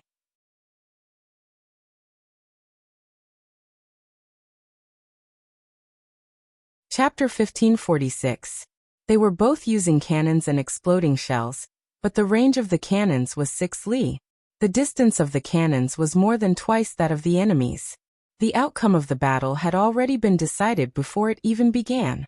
Everyone pay attention. Once the enemy's cannons are destroyed, it will be time for our cavalry to charge. At that time, everyone must seize the opportunity to cross the river. The first to reach the other side will be given the highest merit.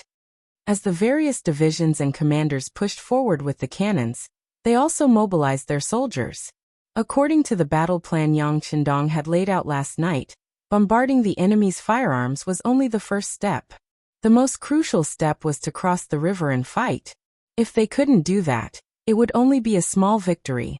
For this reason, the officers of the various armies and divisions who had accepted the mission mobilized their troops to chop down all the trees in the vicinity as soon as the sun rose. They made simple wooden bridges so that they could cross the river at any time. This time, those who followed Yang Chendong were all veterans who had been on the battlefield. Many of them were no longer afraid of war. On the contrary, because of Yang Chendong's emphasis on military merit, many of them were excited as if they had been injected with chicken blood. They were afraid that there would be no war to fight. That would make all the skills they had learned useless. It could be said that it was precisely because of this powerful security system and the establishment of military merit awards that the 5-star army would not develop a battle weariness even when they were fighting everywhere. It wasn't easy for them to rely on war to live a good life. How could they dislike war and give it up in the end? With their fighting spirit and high morale, coupled with the strongest equipment and the most powerful firearms, who could stand against them? When the cannons were pushed to the front of the Godavari River, only 1.5 li away from the Indian cannons, the 2 divisions and 400 cannons stopped. Following that, boxes of cannons were pulled up by horses and mules. The cannons were opened, and the cannons were dismantled. The preparations for the cannons were done in an orderly manner. On the other side of the Godavari River, many of the Indian generals saw all of this. Mathur, who was trying to redeem himself, even estimated the distance between the two sides. When he confirmed that it wasn't within the range of the cannons, he could only shake his head helplessly. Then he looked at the 5-star army on the other side of the river. He wanted to see what the Han army was going to do. At the same time, he would occasionally glance at the rear of the army. Due to his previous experience of being defeated by the 5-star army, he had formed a 20,000-man inspection team. If anyone dared to take a step back during the battle, they would be treated as deserters and killed without mercy. It was precisely because of this preparation, coupled with the danger of the Godavari River in front of them and the firearms and cannons on the side, that Tuer felt a bit more confident in this battle. Last check, reload the cannons in 3 minutes. As the commander of the Lung 2nd Division, Xiao Feng's experience came into play. This time, he became the commander of both the Lung 2nd Division and the Lung 4th Division. In the following time, the cannoneers quickly checked the cannons. When there were no problems, the soldiers picked up the cannons and prepared to reload at any time. Xiao Feng turned around, and after confirming that there were no problems, his expression turned serious. As he shouted for the cannons to fire, the small red flag in his right hand fell down. Instantly, 400 cannons fired at the same time towards the other side of the Godavari River. There was no test firing, nor was there any calibration. There were simply too many Indian soldiers on the other side of the river. Looking from afar, it seemed as though there was no end to the number of tents. With so many targets, it was impossible for the cannon to miss. Xiao xiao xiao. Xiao xiao xiao. The cannons let out a pleasant sound as they pierced through the air and landed on the Indian camp on the other side of the Godavari River. Some landed on the enemy's cannons, some landed among the gunners, and some landed among the archers. There were even some that landed beside the tents, uprooting them one by one. With a loud bang, the orderly Indian camp was replaced by a cloud of smoke. Cries and screams could be heard from the camp. The cannons landed with a loud bang and a ferocious force that greatly exceeded the expectations of the Indian soldiers. When many of them were hit by the cannons, their bodies were smashed to pieces, or they were injured by the aftershocks of the cannons, losing an arm or a leg. The camp was filled with the cries of ghosts and howls of wolves. Mathur, who was riding on his horse, was also frightened by this scene. His warhorse also shook its head and wagged its tail because of the loud explosion. If he did not control it with all his might, it would have already turned tail and fled. Calm down, calm down. Facing this sudden change, although Mathur's face was pale, he still did his duty and shouted, "Immediately order the cannons to fire back." Although he knew that the distance was not enough, Mathur could not think of a better idea. If they didn't do anything, the army wouldn't be far from collapsing. The order was given to the cannons, and the cannons at the front started to reload. One cannonball after another was loaded into the cannons. Then a loud explosion sounded, and the cannonballs landed on the 5-star army across the river. The sound of the cannonballs brought hope to the Indian soldiers. Many of them were looking at this scene, hoping that their cannons would succeed. Boom, boom, boom. Boom, boom, boom. The sound of cannons rang out and landed about 200 to 300 meters in front of the 5-star army, creating craters one after another. However, that was it. With the limited range, these cannons could not harm the 5-star army at all. Destroy all the cannons. Fire. Xiao Feng's face was cold. Although the enemy's cannons could not harm him, the sound of the cannons was a provocation to him. Since they dared to fire back, he would not be able to recognize his parents if he did not beat them up. He would not be able to live up to his position as a division commander and the 2 golden badges on his shoulders. Compared to the other division commanders of the Cold Front, who had the title of Major General. The 1st, 2nd, and 3rd Division commanders were all lieutenant generals. The sound of cannons being fired rang out once more, the target being the Indian cannons. Amidst the earth-shattering sounds, more and more cannons became the targets of the Indian cannons, and were blasted into smithereens. The soldiers were also blasted into the sky, and there were countless casualties. Without the threat of the enemy's cannons, the 400 field cannons of the 5-star army took turns moving forward. They needed to extend their firepower and prepare for the other armies to cross the Godavari River. With the extension of the cannons, the Indian army that thought they were safe became hell. Even Mathur had no choice but to retreat. However, his gaze was fixed on the Godavari River. He believed that after the cannons fired, the 5-star army would force their way across the river. That would be the moment when the two sides clashed. That would be the time for him to counterattack. The sound of the cannons continued to ring out. It was as though the cannons did not cost any money. The other 5-star army also used this time to start building the pontoon bridges. The Godavari River was not very wide. It was less than 2 miles wide. The most important thing was that the river was not deep.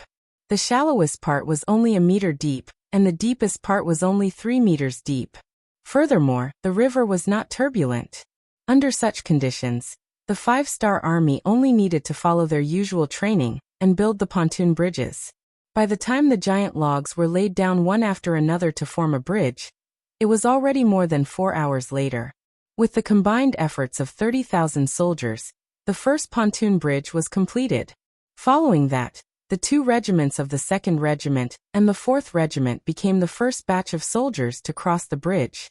They held on to their Type 95 rifles and various heavy and light machines. They carried enough ammunition and rushed to the other side of the river. Very quickly, they established the first line of defense. With just one pontoon bridge, it was unknown how long it would take for an army of 200,000 to cross. Thus, the 2nd and 3rd pontoon bridges were quickly constructed. Compared to the difficulty of the first pontoon bridge, the subsequent construction was much faster. They could build both pontoons at the same time.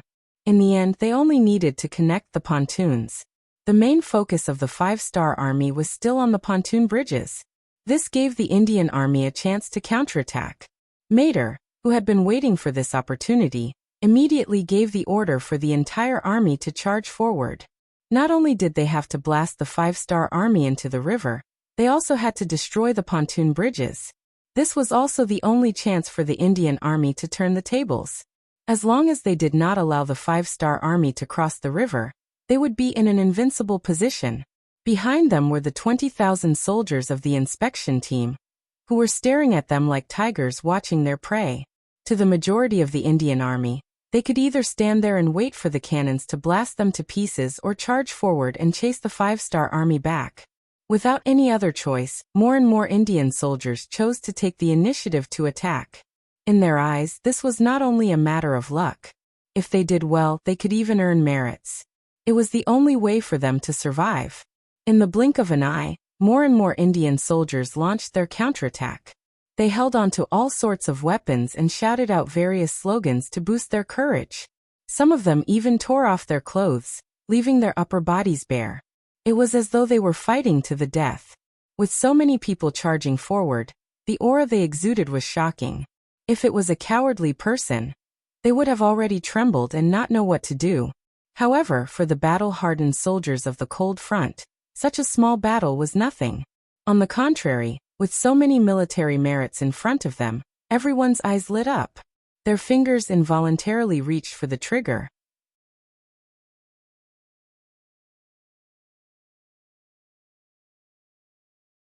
Chapter 1547. Everyone, don't be impatient. Let's get closer before fighting. As the commander of the 4th Division, Ling Daqiang's eyes were shining as he spoke. Unknowingly, he had already picked up a light machine gun and was ready to shoot. 800 steps, 700 steps, 600 steps. The Yin army was getting closer and closer. Those with good eyesight could even see the ferocious expressions on their enemies' faces. However, this did not affect the mentality of the cold vanguard soldiers at all. They all remembered the main points of their training held their breaths, and adjusted their breathing to ensure that they could hit the target more accurately when they fired later. 400 steps, 300 steps, 200 steps, 180 steps. At this distance, it was guaranteed that the 95 style would be able to unleash its greatest power. At this moment, Commander De Chong finally shouted, "Everyone fire!" Da-da-da, da-da-da-da.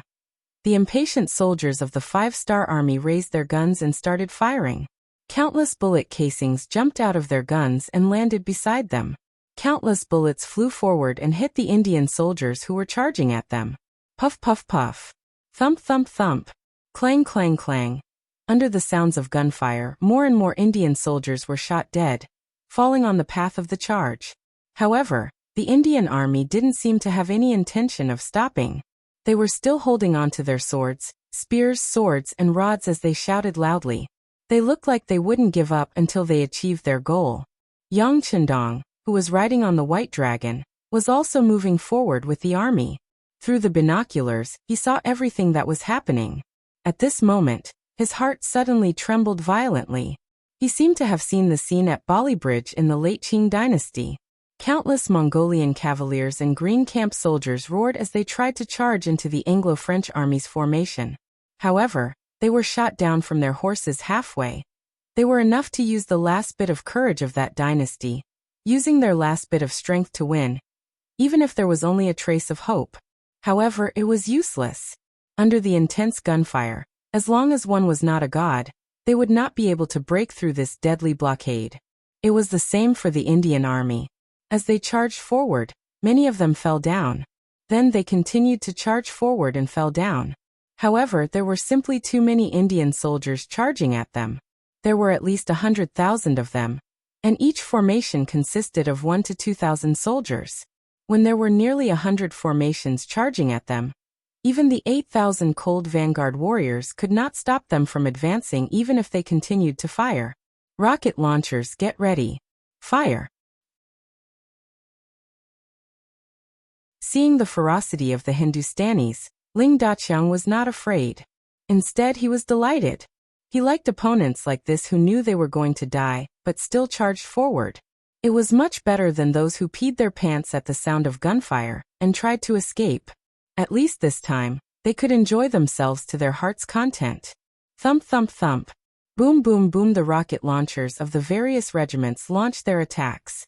When the rocket launchers crossed a distance of 100 meters and landed in the midst of the Indian soldiers, a single blast would clear out a large area and cause a large number of Indian soldiers to fall down involuntarily. Some of the rocket launchers could even cause about 100 casualties. This was all because the Indian soldiers were too close to each other. The 400 field cannons at the front also began to retreat. After retreating to a certain distance, they landed their cannons within 200 steps of the river. The cannons landed amongst the charging Indian soldiers, causing a large number of casualties. Under the alternating sounds of cannons and gunfire, the area between 80 and 500 steps of the Gadawali River was quickly filled with corpses. A rough estimate showed that there were no less than 30,000 people dead. This was the damage done in less than 2 hours. Under such a powerful attack, the Indian soldiers' charge was finally stopped. When they saw that they could not get close to the 5-star army no matter how hard they tried, more and more Indian soldiers started to feel afraid. It was a matter of course that people would die in a war. Anyone in the army would have to make plans and preparations in this regard.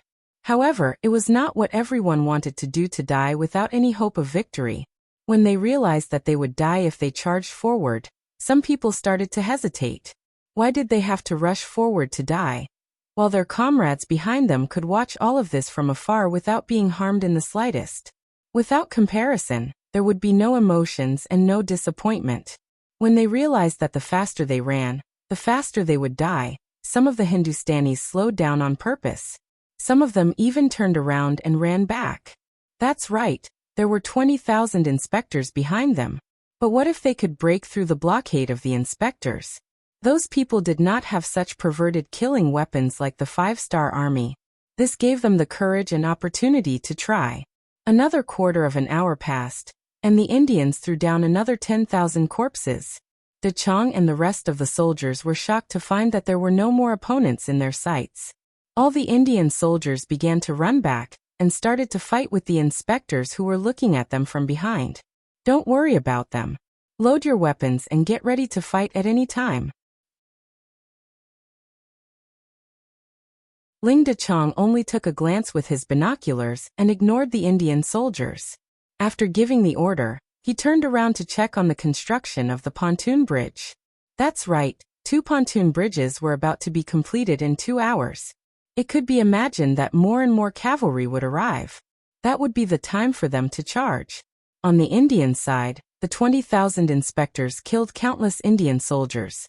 It was only when Matur sent another 10,000 reinforcements that the situation stabilized.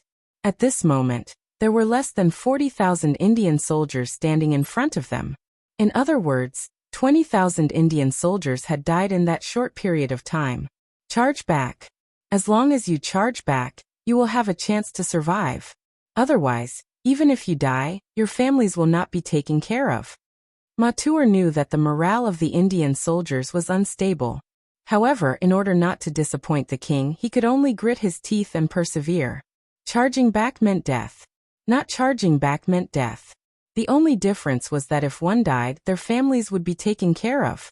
However, the Indian soldiers had no choice but to turn around. Oh. Or rather, it should be said that they had changed their direction. To them, the weapons in their hands were no different from fire sticks when compared to Lung Feng's muskets. In fact, they were even inferior. They're here again. Seeing that the sky was about to turn dark, the Indian army turned around and prepared to charge at them again. Xiao Feng chuckled and said with a sense of satisfaction, "Cheer up, it's time for us to reap the harvest. Commander Xiao, give us a chance." Just as the 4 regiments of the Cold Front soldiers were prepared to fire at any moment, the commander of the 1st Cavalry Army, Tian Hu, and the commander of the new army, Su He, arrived behind Xiao Feng. Although the 3 of them held different positions, they were all lieutenant generals. In terms of status, they were about the same. Therefore, they were very polite when they spoke to each other. When the 2 commanders spoke to Xiao Feng in unison, he also felt a trace of pressure. What? Have the armies of the 2 commanders already crossed the river? Xiao Feng asked, not answering the question directly. He noticed from the corner of his eyes that the cavalry soldiers were still crossing the river and had not started to gather. No, but it will take at most 15 minutes for them to cross the river. They don't need to gather to charge. By the way, Commander Xiao, as you know, the construction of this place will require a lot of manpower. Even if they are all moved away in the end, many families can't live without men. Thus, it's better to capture as many captives as possible. Tian Hu urged his horse forward and spoke with a sincere expression. Tian Hu's words were not his own analysis. They were words that Yang Qindong had said in public announcements more than once. As the commander of the Cold Front soldiers and an extremely senior person, Xiao Feng naturally knew this was the truth. He could continue to kill the enemy, but it would be bad if he delayed the 6th young master's plan to rule the country. After lowering his head and thinking for a while, Xiao Feng finally raised his head and said, "All right, you guys hurry up and cross the river. Before you officially enter the battlefield, if the Indian soldiers attack, we will have to fight them back." This meant that Xiao Feng had agreed. Once the cavalry entered the battlefield, they would stop fighting. Upon hearing this, Tian Hu and Su He couldn't help but nod. They were impressed by Xiao Feng's ability to see the big picture. "All right, thank you, Commander Xiao. We are all working for the 6th young master, and for the development of our people. This is what I should do." Xiao Feng chuckled and returned to his commanding position. As the commander of the 2nd Division of the Cold Front, he had a firearm in his hand. His every move was watched by many people. This was especially so when he interacted with other commanders or division commanders. He didn't want to be noticed by others because he wasn't paying attention. Even if the 6th young master didn't doubt his loyalty, it was inevitable that there would be people who would gossip behind his back. If that was the case and someone reported this to the 6th young master, he might have to resign from his position to avoid trouble. Xiao Feng saw everything clearly. After he finished speaking, he turned around and left. Tian Hu and Su He looked at each other, cupped their fists, and left as well. Since Xiaofeng could see through it, how could they not understand the logic behind it? Since ancient times, generals with great power were easily suspected. They wouldn't make mistakes just because they weren't paying attention. As soon as Xiaofeng returned to his commanding position, he saw a large group of Indian soldiers charging towards the river. They were less than 700 steps away from the cold front. As usual, shoot when they are 300 steps away, Xiaofeng said casually. Xiaofeng casually said this as he took the light machine gun from the guard's hand and began to inspect it. Left with no choice, the 40,000 Hindustanis chose to continue charging forward.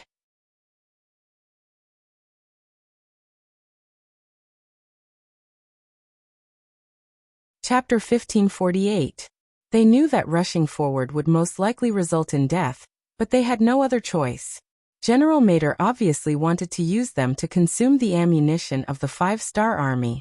The only thing they could do was to be a somewhat useful live target.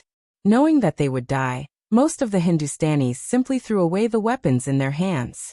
To them, in the face of firearms, there was no difference whether they had weapons in their hands or not. Since that was the case, they might as well die in a relaxed manner.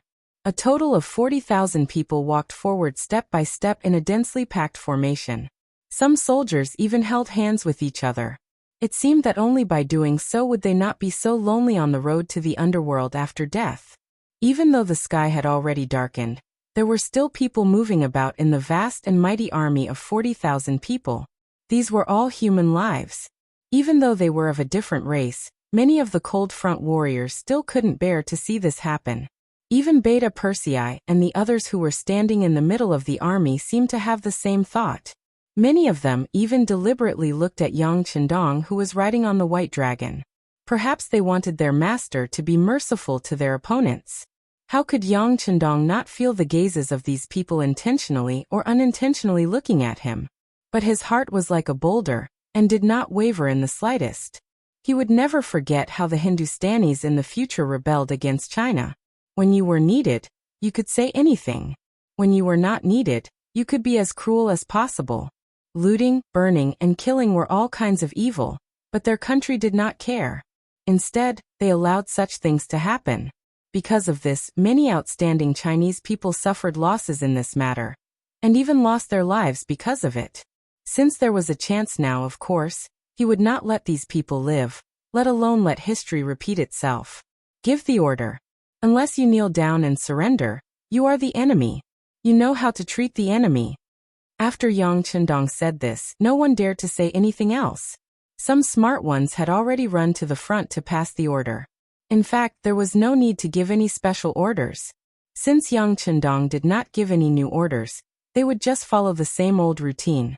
Therefore, before the messenger could cross the river and reach the front line, the 5-star army had already opened fire. The vanguard of the 40,000 Hindustanis was already within 300 paces, and under the full force of their firepower, wave after wave of Indian soldiers fell to the ground. After being shot, some of the Hindustanis even had a look of relief on their faces. Perhaps this way, they would no longer have any worries. The gunshots did not stop, and the casualties of the Hindustanis continued to increase. Under the heavy firepower of the Lung Feng soldiers, no one could get within 100 steps of them. Most of them were shot dead between 300 and 200 steps. This phenomenon continued until a quarter of an hour later, when the most elite cavalry of the 2 5-star army had already crossed the river. Then, without waiting for the formation to be completed, the two commanders, Tian Hu and Su He, commanded the cavalry to charge forward, one on the left and one on the right. The moment the cavalry charged, the Lung Feng soldiers stopped shooting. In just a short while, bullets had already fallen to the ground beneath their feet. Now that they no longer had to shoot, many of the soldiers began to massage their arms. It was obvious that shooting was a strenuous job, and it was very tiring to shoot for a long time. Charge! Those who drop their weapons and kneel down will live. Tens of thousands of the 5-star army's elite cavalry charged, and the battle cry rang out everywhere. They shouted in the Hindustani language that they had just learned. In fact, it was just a Hindustani language to force the enemy to surrender, and it was not difficult to learn. Just a moment ago, they were still facing firearms attacks, and suddenly, the enemy changed tactics. Many of the Hindustanis widened their eyes, and they did not know what to do. It was true that infantry was at a disadvantage against cavalry, but it was not to say that they did not have a chance. But when they wanted to fight back, they found that the weapons in their hands had been thrown to the ground at some point. At this time, how could it be so easy to find them in the dark? Run! Seeing that the Han cavalry was getting closer, many of the Hindustanis' faces changed. To them, they would rather be killed by a flintlock. At least they would die a quick death. However, if they were hit by a warhorse, it was very likely that they would not die immediately. Instead, they would have to suffer a lot. This was not what they wanted. The tens of thousands of Hindustanis were all panicking, and the originally orderly formation became very chaotic. Everyone turned around and ran. It was as if whoever was a step slower would suffer the pain of being trampled by 10,000 horses. In such a chaotic environment, how many people would seriously listen to the five-star army's slogans to surrender? Due to the cavalry's charge, the battlefield became even more chaotic. This greatly exceeded the expectations of Grand General Matuer behind him. He did not deny that the infantry was sent to exhaust the five-star army's ammunition. He had seen the firearms that his king bought from the West, and he knew that it required a lot of gunpowder to fire. Once there was no gunpowder, the gun was no different from an ordinary stick. He hated the fact that the five-star army appeared and destroyed his artillery and firearms. Otherwise, he would not have to use manpower to exhaust bullets in exchange for a chance to win. However, who would have thought that the gunshots would stop? Just when he was thinking that the five-star army's gunpowder was about to run out, he suddenly saw the black shadow rushing back. Not only that, the ground under his feet began to tremble. What's going on? After Matuer exclaimed, he instantly thought of a possibility. Then he said in shock, "Not good. The five-star army's cavalry has already crossed the river. They are charging. Come archers, where are the archers? Prepare to counterattack." As he shouted, Matuer's eyes revealed a hint of joy. Although the cavalry was not easy to deal with, it was still better than the untouchable firearms. Once the Han cavalry's momentum was restrained, perhaps his opportunity would come. For example, he could push the enemy back and then take the opportunity to lead his troops to charge. With the Han cavalry's cover, the five-star army's firearms would not be able to fire casually. This would create an opportunity for him to rush to the river. This sudden turn of events had indeed caught many of the Indian generals off guard. But after hearing the great general's shout, many people calmed down from their panic. Then many of the soldiers picked up the bows on their backs and prepared to counterattack. In the dark, there was a limit to the accuracy of a bow and arrow. Unless it was a godly archer, the arrow that was shot out would most likely fly off to who knows where. Fortunately, they had enough soldiers. When the rain of arrows fell, even Meng Yi would be able to deal a heavy blow to the five-star army's cavalry. It was a good idea, but they forgot one thing. That was, in front of the five-star army's cavalry, there were still tens of thousands of their own troops. Even though they had been suppressed by Lung Feng for 15 minutes, there were still more than 30,000 people. This was not a small force. Because they did not want to be trampled to death by the cavalry, their retreat not only made it difficult for the archers to shoot, but also caused them to charge back into their own camp, causing even more damage. It was not a bad idea, but it had already become a reality. Under the pursuit of the cavalry, under the heavy sound of iron hooves, the Hindustanis desperately ran back. Even when they reached their own camp, they did not have any intention of stopping. Perhaps they did not want to be trampled to death, or perhaps they wanted to return to their own camp to seek reinforcements. But no matter what, they still charged back, causing damage to Matuer's defense and the archers' counterattack. It's a success. Everyone attack. Extend the cannons and bring out those mortars as well. With the help of the binoculars, Yang Chendong saw the Hindustanis frantically running back, and his own cavalry chasing after them. Although he could only see a rough picture in the dark, with his many years of experience, he believed that it was a success. Soldiers were defeated like a landslide. This was the scene in front of him. Once the situation on the battlefield became irreversible, even if they wanted to, it would be impossible to reverse the situation. When Beta Persei heard that they were going to use the mortars, how could he remain calm? He immediately agreed, turned around and rode away. Not long after, the rumbling sound of cannons could be heard. This was not the self-made field artillery of the 5-Star Army's military factory, but the sound of a 100 mm mortar. In comparison, it could hit a distance of more than 10 miles and could kill people. The shells landed behind the Hindustani army, causing great damage and completely disrupted Matu's previous arrangement. He always thought that a 6-mile bombardment was the limit of the 5-Star Army. He thought that the place where he was standing was very safe. But who would have thought that there would be such powerful cannons? Seeing that the rear of the army had also been hit by the cannons and was in chaos, he said with a sorrowful expression, "Retreat, retreat all the way back to Vidal City." The Hindustani army, who had been in a passive position, finally admitted defeat under the great power of the mortars and the 5-Star Army's trump card. Fortunately, Matur was decisive in his actions. Under his decisive command, 100,000 of the 300,000-strong army managed to escape back into the city. And this battle had basically crushed the Hindustani army's will to resist. The sky was finally bright. At this time, under Yang Chendong's command, the army basically joined the battle. But because the Hindustani army was already in a mess and had no strength to resist, most people were just capturing captives. The battlefield was big enough, there were enough enemies, there was a language barrier and very few people cooperated. The capture of captives actually took 2 days and 1 night. It was not until noon on the 3rd day after the battle began that the battlefield basically stopped. Yang Chendong looked at the report that had just been sent to him. In this battle, they had killed more than 70,000 enemies and captured nearly 130,000 enemies. He knew that the Hindustanis were about to be finished.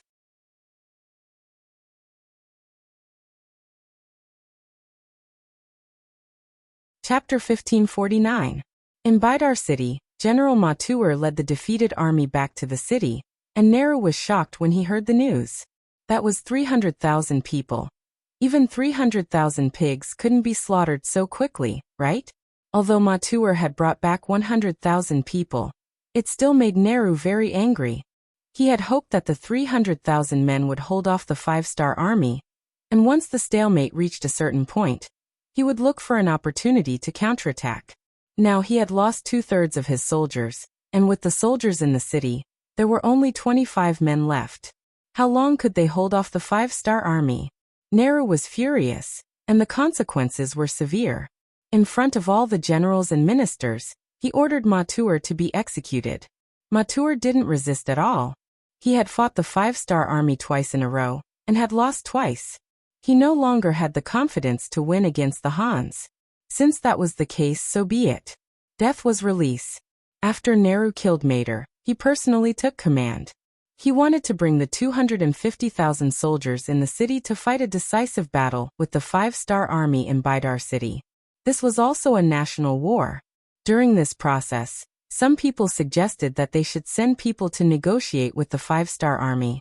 At most, they would surrender to the other party and respect the other party as their suzerain. There were also people who suggested that they should continue to retreat. They could retreat to Gabaja city. If that didn't work, they could retreat to Bangalore. Speaking of which, India's territory was not small. However, these 2 points were rejected by Nehru in the end. Surrendering was impossible. He understood that in front of the 5-Star Army, there was only the possibility of annihilation. There was no such thing as peace in exchange for surrender. Since they were going to be annihilated no matter what, they might as well give it a try before they die. As for retreating, where would they retreat to the day after tomorrow? Doing so would only cause the morale of the army to drop, and they wouldn't have a chance to fight the final battle. To be able to become the king of Hindustan, Nehru wasn't a coward. On the contrary, he was someone with great ambition. He was determined to fight the 5-Star Army. He wanted to see how strong the other party was. For this, the first thing Nehru did was to boost the morale of the army.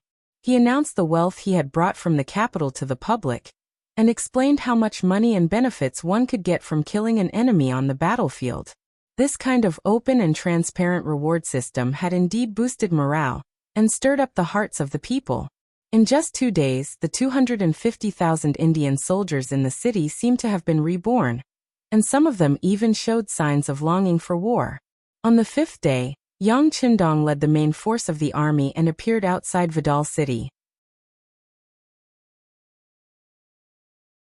When he learned that King Nehru did not escape, but was prepared to fight to the death with him here, he was naturally very happy. He liked to fight, because it simplified complicated matters, it could buy him more time. And in order to fully respect this opponent, he was determined to show his ability, such as using the Air Force. He didn't try to understand the situation in the city. Although there were spies from the intelligence department in the city, they weren't equipped with radios and couldn't spread any news. And even without the support of intelligence, Yang Qindong could imagine that since Nehru didn't intend to leave, he must have made ample preparations and was waiting for Yang Qindong to attack the city. Since that was the case, let's see who's more powerful. On the first day outside the city, the Air Force couldn't take off due to the heavy rain. Yang Qindong endured for an entire day, which further boosted the morale of King Nehru. He shouted arrogantly that the 5-star army wasn't invincible, and they were probably afraid of his army. This boosted the morale of the 250,000 soldiers in the city by a large margin. In such a situation, without the support of advanced weapons, it was really impossible for the 200,000 soldiers of the 5-star army to take down Pidal City. In ancient times, the existence of a strong city would often deter the enemy. Sometimes, in order to take over a city, it was possible for the enemy to surround it for a few months, half a year, or even longer. That was also why the wise monarchs in ancient times had the desire to expand their territory, but were often unable to do so. But in Yang Qindong's eyes, all of that was nothing. The reason why he was able to lead his army to conquer such a large territory in just over a decade was because of the advantage brought by the large warehouse. He had advanced weapons that were far superior to those in this world, which was the greatest weapon that made him invincible and invincible. If it weren't for the fact that he didn't want to kill indiscriminately, and that he needed to leave a lot of people behind to build his homeland, he could have formed an Air Force helicopter brigade, tank brigade, and war chariot brigade. Just think about it, if he took out those things, who in the world would be a match for him?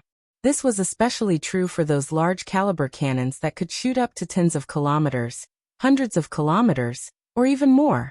If he really let them unleash their might, the enemy would often be destroyed before they even knew what they looked like. Yang Qindong did not do that. What he needed was to conquer, not destroy. At the same time, he also needed a powerful army for his use, not an army that only knew how to use the advantage of weapons to fight weak enemies. If that was really the case, what kind of combat power would this army have when he was no longer around? He did not use his strongest ability because he did not need to. Even if he did not use his strongest weapon, he could still conquer one country after another in a very short time, expand his territory, and instill the idea of Han's supremacy in the world. Now that he had come to India, it was only natural that he wanted to occupy this place. From then on, India would perish, and this country and race would no longer exist in the world. From then on, there would no longer be any incidents of Indians rebelling against China. Before he conquered this place, he did not mind teaching them a lesson, making them remember him forever, so that they would tremble at the thought of the 5-star army, and lose their will to resist. When he thought of doing that, he had to deal them a heavy blow. Therefore, on the morning of the 3rd day, when the sky cleared up and the sun hung high in the sky, the Air Force set off with an order. Over 100 hot air balloons soared into the air above Bidar city. At this time, on the city walls of Bidar, countless Indians were waiting in formation. Beside them, there were many temporary wooden huts. They were all made up of huge wooden sleepers, which were the preparations they had made to defend against the cannons. From the words of the 100,000 defeated soldiers, they knew that the cannons of the 5-star army were extremely powerful, and had a long range as well. Mater had lost in this aspect. Nehru came up with such a method after learning from the mistakes of his predecessors. Although it could not completely suppress the power of the cannons, at least when the cannons were fired, there would be a place to hide. Perhaps they could not avoid being injured or dying in battle, but it was better than nothing. When he thought that he had done all this, he would have the ability to compete with the 5-star army, or at least have the ability to fight a protracted war. But when he heard the exclamations of the soldiers, and saw the hot air balloons that had appeared above the city without him knowing, he was still shocked. What are these things? Nehru did not know, nor did he know what they were used for. But his intuition told him that these things must be very dangerous. After all, being able to fly in the sky was already a breakthrough in the thinking of many people. Because of the backward science, the ancients had always been in awe of the heavens. Before they could figure out whether the earth was round or square, the heavens were always in existence that they had to worship.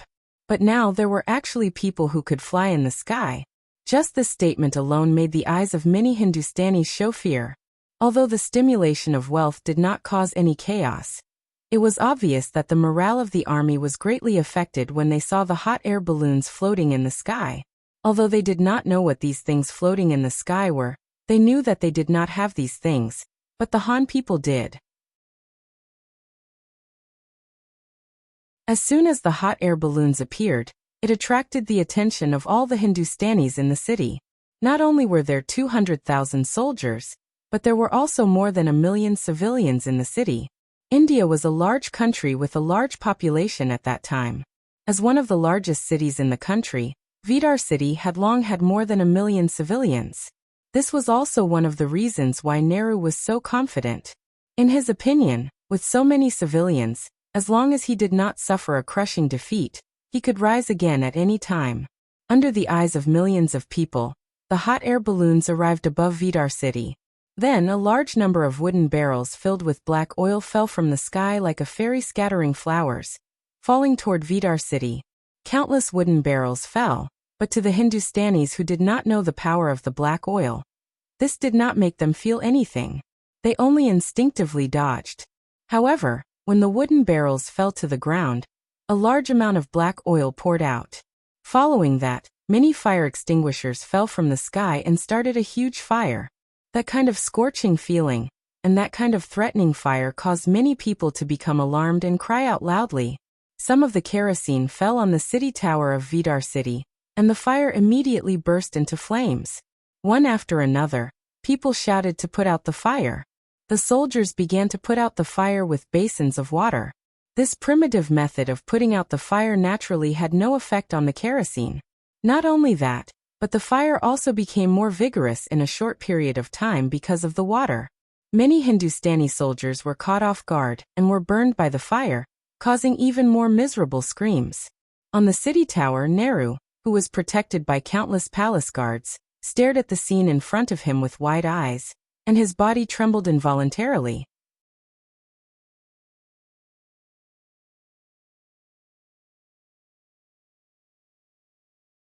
Chapter 1550. He knew that the 5-star army would have cannons to pave the way, and he was prepared to sacrifice some of his men. However, he believed that in the end, the siege still depended on people.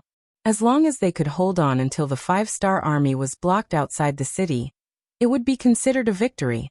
Under such a series of attacks, when both sides suffered casualties, the scales of victory would slowly tip towards him. After all, he was the king of India.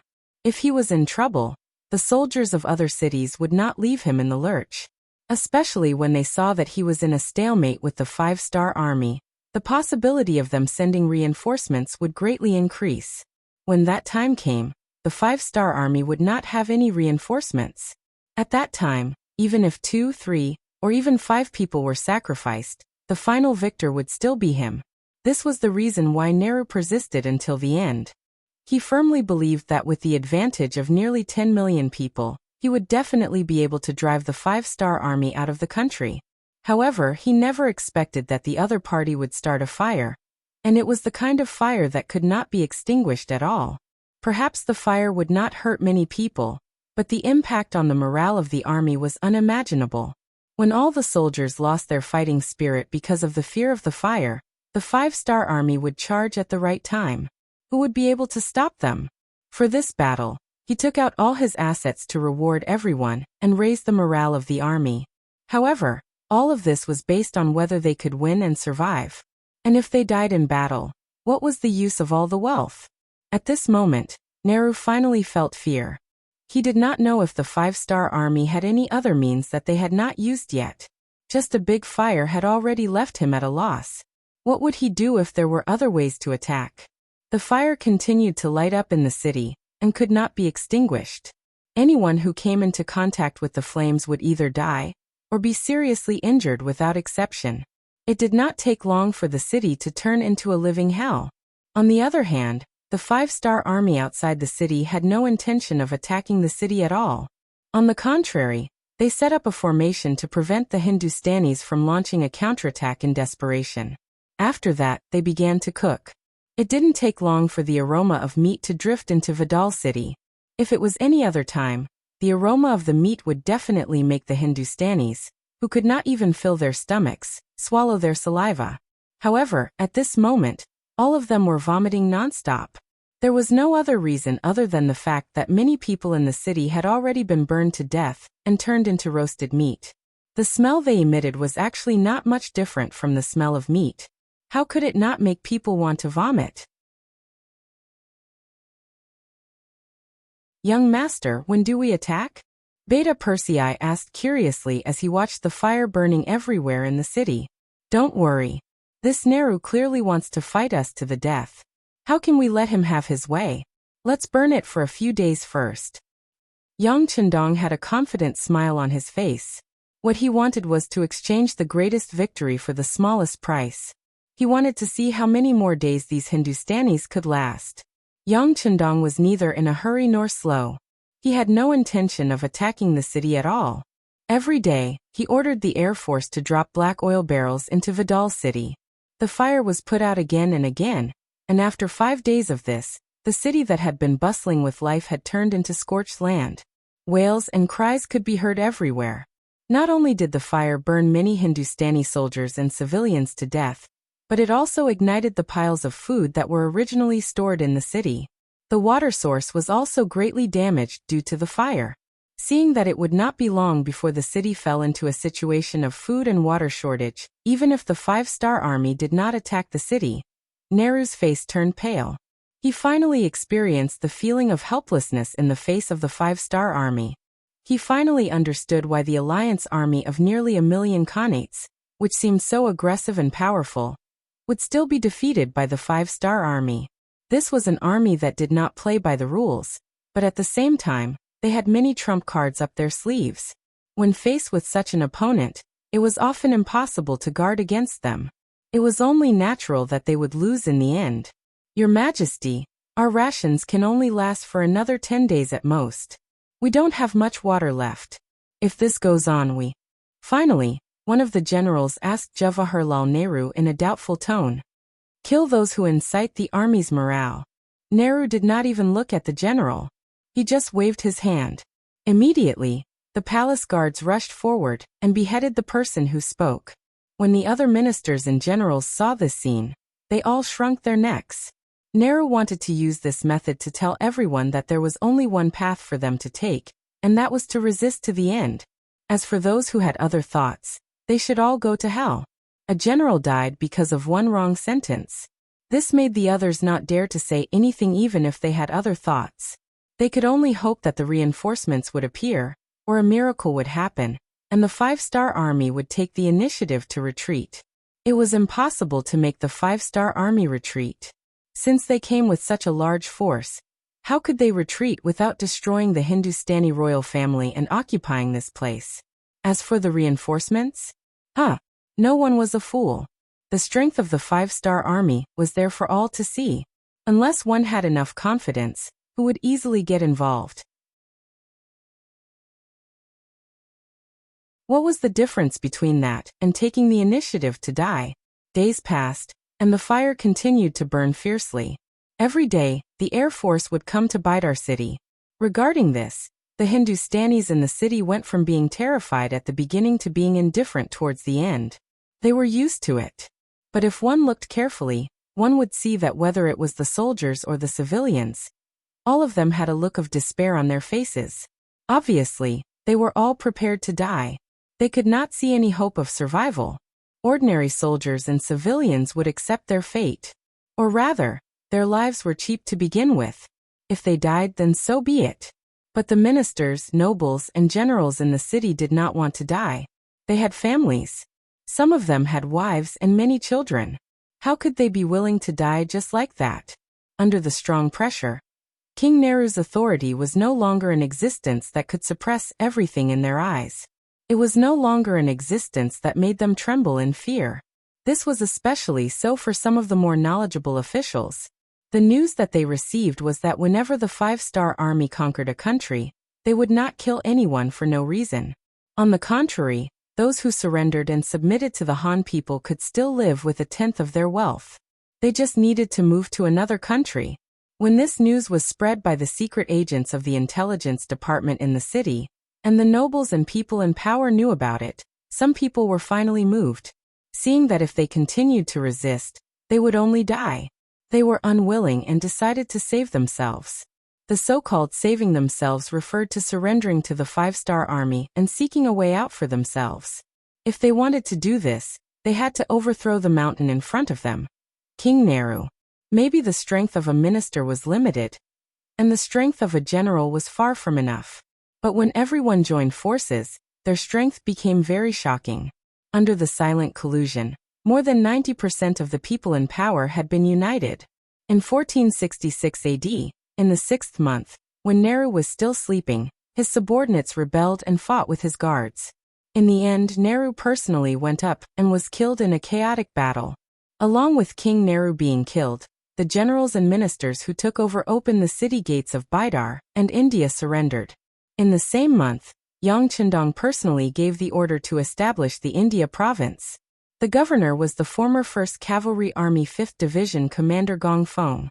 Considering that only the royal family of India was destroyed, there were many cities and armies that had not surrendered. As such, the Second Army was established. The commander was appointed by Governor Gong Feng, and the former Second Army Nyo Duo was under him. Gong Feng was appointed and quickly promoted. Apart from the fact that this person was indeed capable, as he was an all-rounder, which made Yang Chendong feel assured. Another important reason was that other senior officers were not willing to take on this position. For example, Tian Hu, the commander of the 1st Cavalry Army, was used to fighting and killing, especially the feeling of fighting with Yang Chendong. Letting him become the commander of the army seemed to be a promotion, but because of this he was fixed in one place. This was something he was unwilling to do. There was also Wu Sheng, the commander of the 3rd Army, who also had this qualification. But a few years ago, he was thrown in Eastern Europe for 10 years. Those days were really hard. Facts also proved that he was a tiger general, not a good minister who ruled the country. There was no need to consider it. Finally, a new commander of the 3rd Army, like Su He, had enough experience and was brave enough to fight in the war. These years of military merit had already allowed him to join the Han nationality and become one of their own. But he was just a martial artist. He did not know many big words. Counting on him to revitalize and build a place, then forget it. In the end, it was Gong Feng's turn. Although this person did not even have the experience of being a commander, he was now directly appointed as the commander of the army. The promotion was a bit too fast. But don't forget, he was Yang Chendong's student. Whether it was loyalty or ability, he was a top-notch person. Since he had such an advantage, no one could say anything if he was promoted faster. Therefore, this heavy responsibility fell on Gong Feng's head. After receiving the appointment, he knelt in front of Yang Chendong with tears in his eyes. While thanking Yang Chendong for his kindness, he also said that he would do his best to pacify the whole of India, and then seize the time to build and strive for self-sufficiency as soon as possible. He would do his part to strengthen Yang Chendong. At the end of June 1466 AD, King Wunan of Daimyong Yang Chendong led the main army out of India and went straight to the city of Lahore in the north.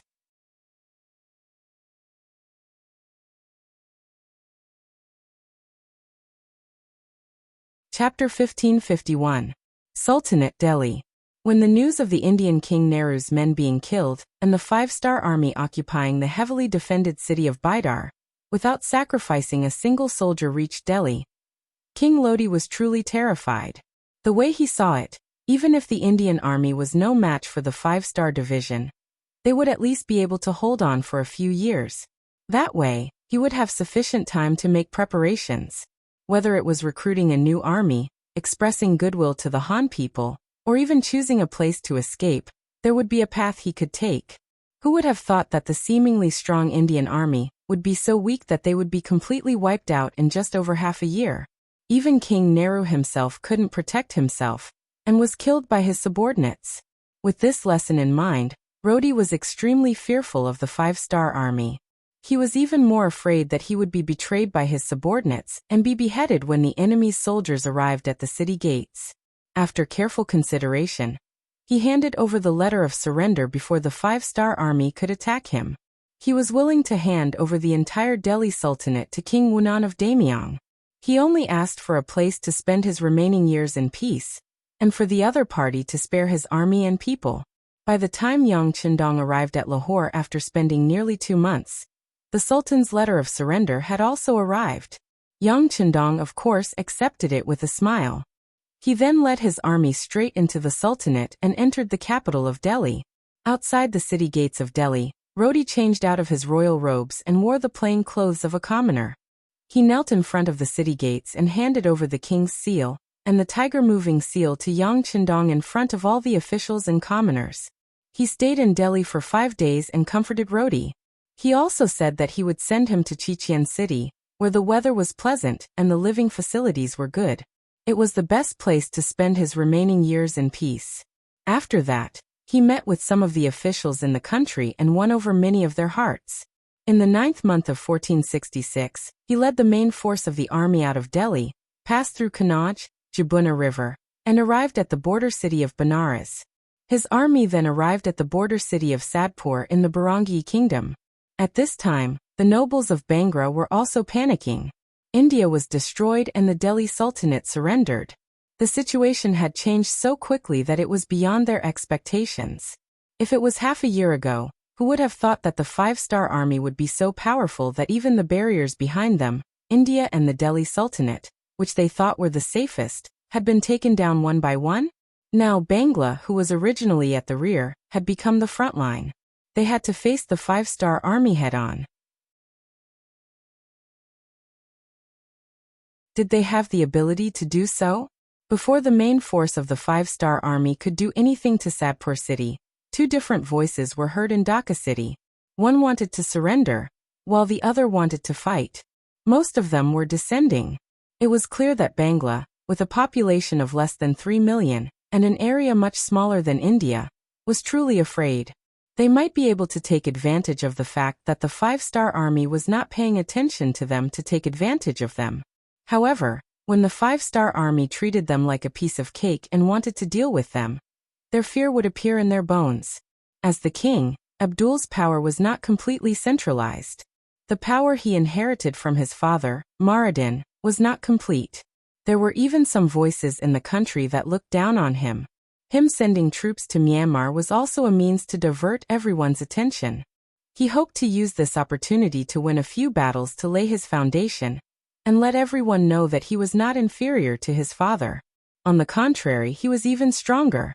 His train of thought was correct. Usually, a new king would use some external methods to settle internal matters and achieve the goal of centralizing power. However, the bad thing was that they should not have chosen the five-star army as their opponent. Now that they had attracted the attention of this lion, even Abdul was afraid. After learning that the Sultanate had surrendered, Abdul immediately wrote a letter to General Rajiv, who was fighting in Burma.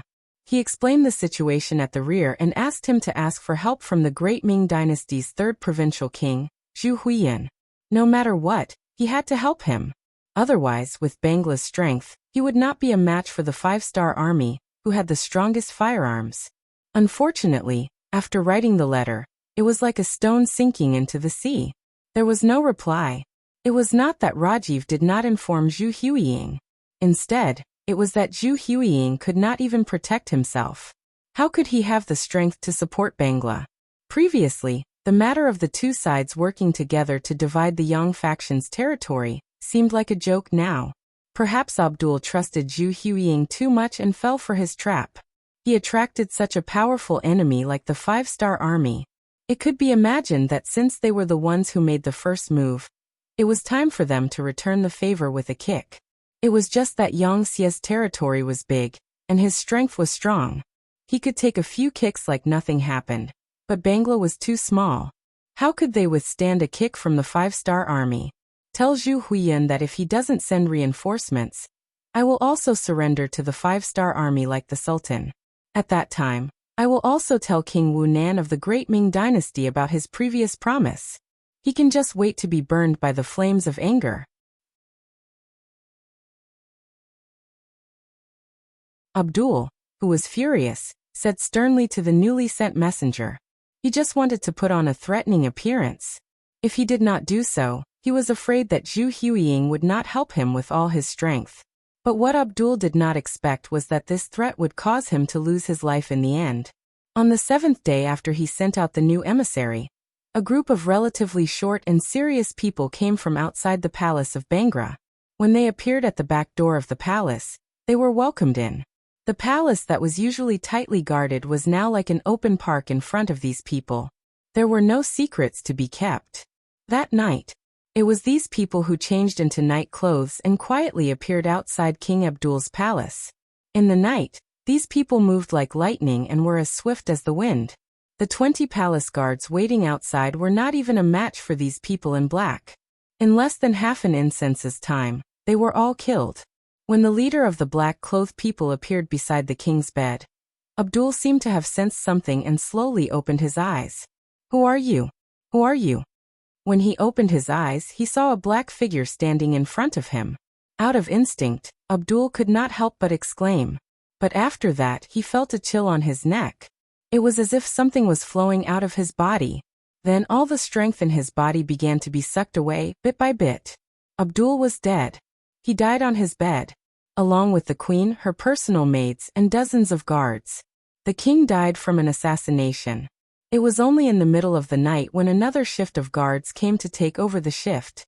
Once this was out, the already anxious people of Dhaka City became even more chaotic. In the middle of the night, the entire palace was brightly lit. Many people were shouting to catch the assassins. But obviously, they did not even know the exact time of the king's death. How could they catch the assassins? And in less than an hour, a group of black figures left the palace. When they left, the leader of the black-clothed people stopped in his tracks. His eyes revealed a cruel and smug smile. Under the moonlight, one could see a pair of small triangular eyes. If Yang Chendong was here, he would definitely recognize him. He was one of the special ninjas of the Japanese Empire, who was on his death list. Sadpur City. When Yang Chendong led the five-star army to the city, the general guarding the city sent out a messenger. The general idea was that the king intended to surrender, but what should he do? He still needed to discuss with the ministers, so he needed some time. He hoped that the five-star army could wait for a few days. Facing the messenger, Yang Chendong did not feel anything wrong. India was destroyed just like that. The king of India died because of it. Then the king of Delhi Sultanate surrendered. Now it was Bangla's turn. It was reasonable for them to choose to surrender. Yang Chendong could understand the situation. He told the messenger that he could wait for a few days. He didn't even threaten the other party to not play any tricks. Facing the five-star army, who had absolute strength, delaying the battle for a few days wouldn't have any effect. So he wasn't worried that the other party would play such tricks. It should be that Abdul really needed time to discuss with the ministers. After all, the surrender of a country was not a small matter for a country. While waiting, 7 days passed. Sadpur city's defense became even tighter. There were also many soldiers on the city tower. Although they knew that their arrows couldn't hit the five-star army's camp 5 miles away from the city, the soldiers still drew their bows and put on an attitude of, "If you dare to come, I dare to shoot." The situation suddenly became tense. This naturally didn't escape the eyes of the scouts. When the situation was reported back to Yang Chendong, He was also confused. He couldn't understand why Bangla's soldiers suddenly became tough. Could it be that they have something to rely on? This doubt was quickly solved. Just like the intelligence personnel in India, the intelligence personnel in the small country of Bangla also didn't enjoy the treatment of having a radio station. So they used people to transmit the news, which made the news less effective. But in the end, the result was still in front of Yang Chendong. Abdul was assassinated. The king of a country was assassinated.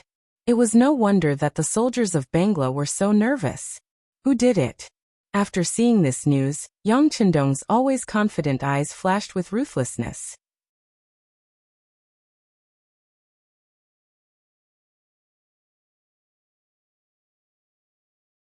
Chapter 1552. The assassination order was definitely not given by him. And without his order, no one would dare to do it. Moreover, to assassinate the king of a country in a heavily guarded palace without being discovered afterwards was not something an ordinary person could do. Even in the entire Wuxia, even the spies of the intelligence department's action team couldn't do it. Only people like the Wolf Fang Special Forces, who have been specially trained in beheading operations, could do it. Of course, the high-level ninjas of the Japanese Empire could also do this if they had an insider. In Yang Chendong's eyes, without his order, these two armies wouldn't dare to act without orders. Then who could be the murderer? What good would killing King Abdul do to the person who did it? Yang Chendong, who was puzzled, was really puzzled. This sudden incident was not as simple as the killing of a king. At least, it showed that there was a dark hand behind the scenes that he couldn't see or didn't know about.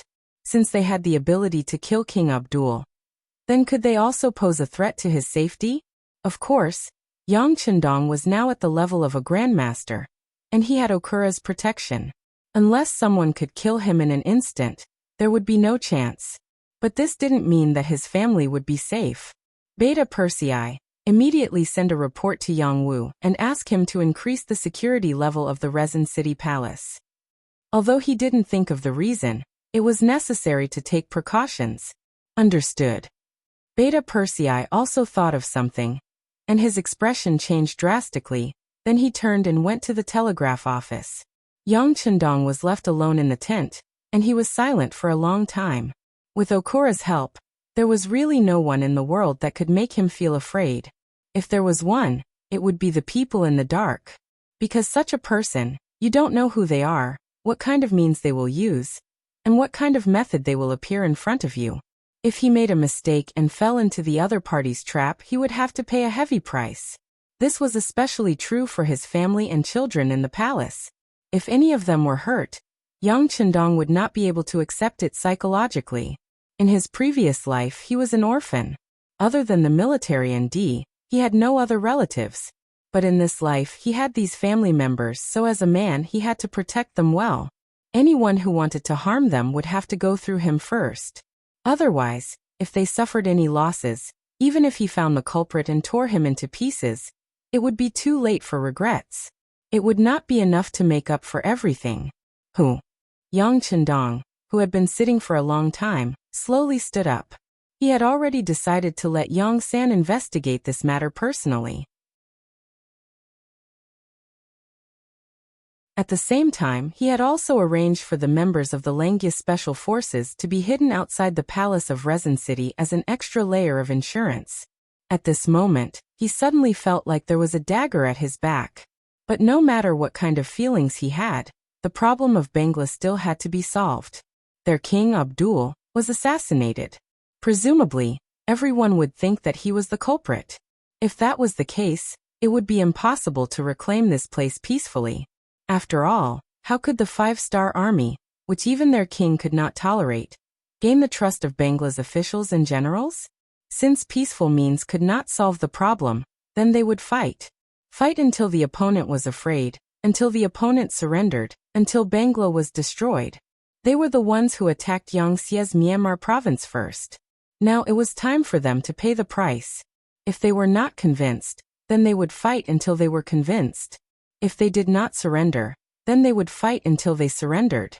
The death of King Abdul could not stop the advance of the five-star army. Early the next morning, The 2nd and 4th divisions of the Cold Front Division were fully armed and arrived at the outskirts of Sadpur city. When they were 3 miles away, the cannons roared and shells whizzed through the air towards the 5 city towers. After a round of cannon fire, the city walls collapsed. Using this opportunity, the 1st Cavalry Army and the new army's elite cavalry attacked from the left and right respectively. Sadpur city fell. This battle seemed to be very easy, but that was only because of the advantage of the firearms. In fact, it was not that there was no resistance at all. For example, when the 2 cavalry armies charged into the city, they encountered a lot of resistance. Especially after entering the city, there would be people shooting arrows from the dark corners from time to time. Because of this, both cavalry armies suffered casualties, especially the new army. Just after entering the city, the number of soldiers killed and injured exceeded 2,000. For the new army, this was already a defeat. Such a large number of casualties made them too ashamed to face anyone, let alone report the losses to Yang Chendong. But how could Yang Chendong, who always had full control of the army, not know? After listening to Beta Persei's report, he only replied with a cold expression, "Understood." Although it seemed like there was nothing else to say, in the following siege battle, the artillery fire of the Cold Front Division became even fiercer. Not only that, the air force was also used.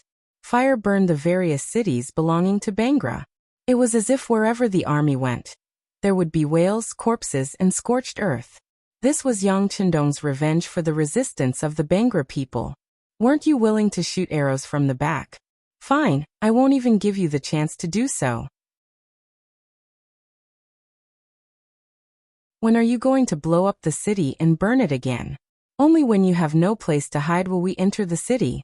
Not only that, along the way, the Bangra generals who resisted the 5-star army were all skinned alive and wrapped in grass.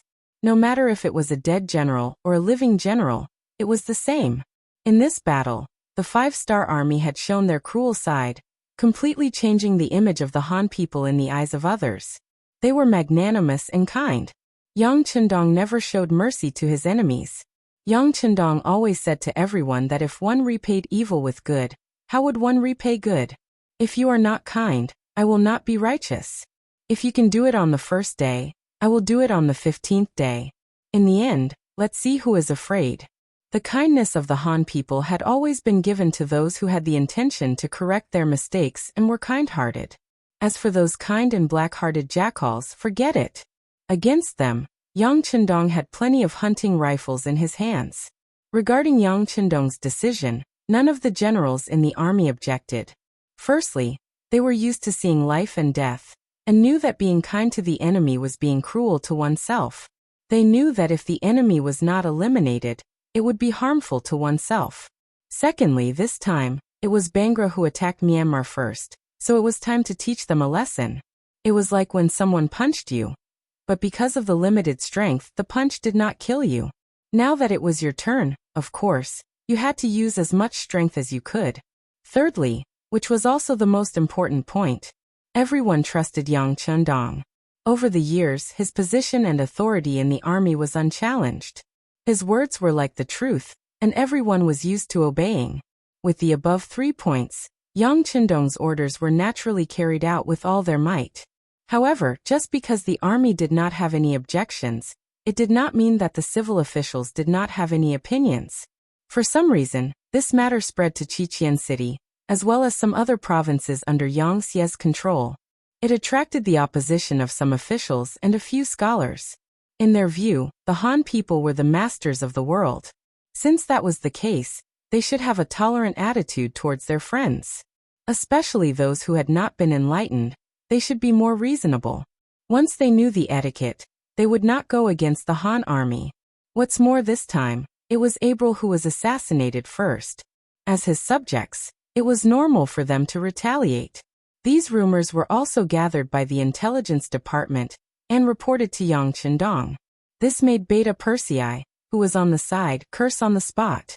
These scholars, to think that they keep talking about those who know the truth and the sage's principles. Don't they even know right from wrong?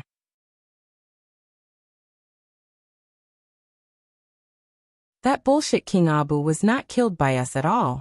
He was about to surrender, How could we kill him? It was obvious that someone was trying to frame him. How can these people be the accomplices of a villain? Yang Chendong agreed with Beta Persei's words. It was impossible to say that he was not angry. He was fighting and killing on the front lines, risking his life at all times to bring glory to the Han people and let them live a good life. Now they had taken advantage of him and were still acting obedient. What magnanimity, they really did not know fear. With anger in his heart, he curiously looked at the list of names from the intelligence department. He wanted to see who was on it and who he was familiar with. Not to mention the list, he really saw a few familiar faces. For example, the Deputy Minister of the Ministry of Ethnic Affairs, Dong Chuanfu, and the Deputy Director of the Ministry of Grain, Yanlian Shui. These two people, because their positions were not low and their positions were very important, their names left some impression in Yang Chendong's heart. As for the others, he didn't care. They were just some unknown names that couldn't arouse his interest in the slightest. The list also recorded some of their opinions. The most important thing was that they were the Celestial Empire and were a country of etiquette, so they should help some small countries. How could the army do such a cruel thing? Yang Chendong only laughed coldly at this. In his eyes, these people were not real scholars. From Yang Chendong's point of view, a true scholar was not only a scholar who could write essays and recite poems, but also a person whose essays were creative and thoughtful. Moreover, they were also people who had humanistic feelings and social sciences. Moreover, real scholars were people who were the most serious, full of a sense of justice, and who cherished their own reputation the most. Jumping out like a group of jumping clowns, belittling others to elevate themselves, pretending to be virtuous, fishing for compliments, and looking down on others, such people could not be called scholars. They could only be called a group of arrogant and shameless pseudo-scholars.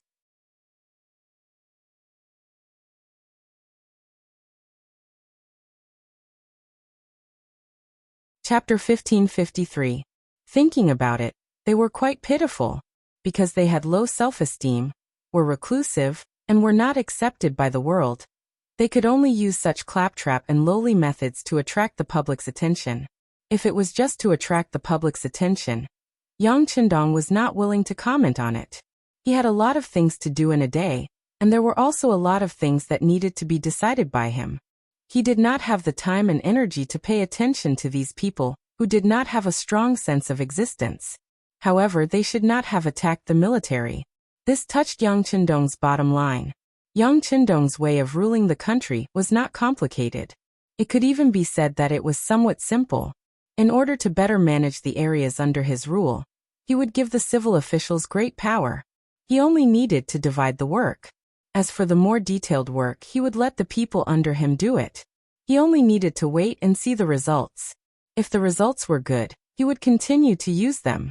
If the results were not good, or if it proved that the person was not capable, he would just replace them. Sometimes he would even indulge the civil officials. This was a form of respect for them, and also a strategy to manage the country. After all, the civil officials were important. As long as they were given what they needed, these people would work hard for him. This could solve many of the troubles of a monarch. He could indulge the civil officials, but there was one thing that no one could touch. Even if it was an important official, or an indispensable existence in the eyes of others, it was still not allowed. This matter was related to the transfer of military authority in the army. Looking at the history of the dynasties, the reason why the founding monarchs were always at the same level was because they enjoyed the supreme ability to transfer military power.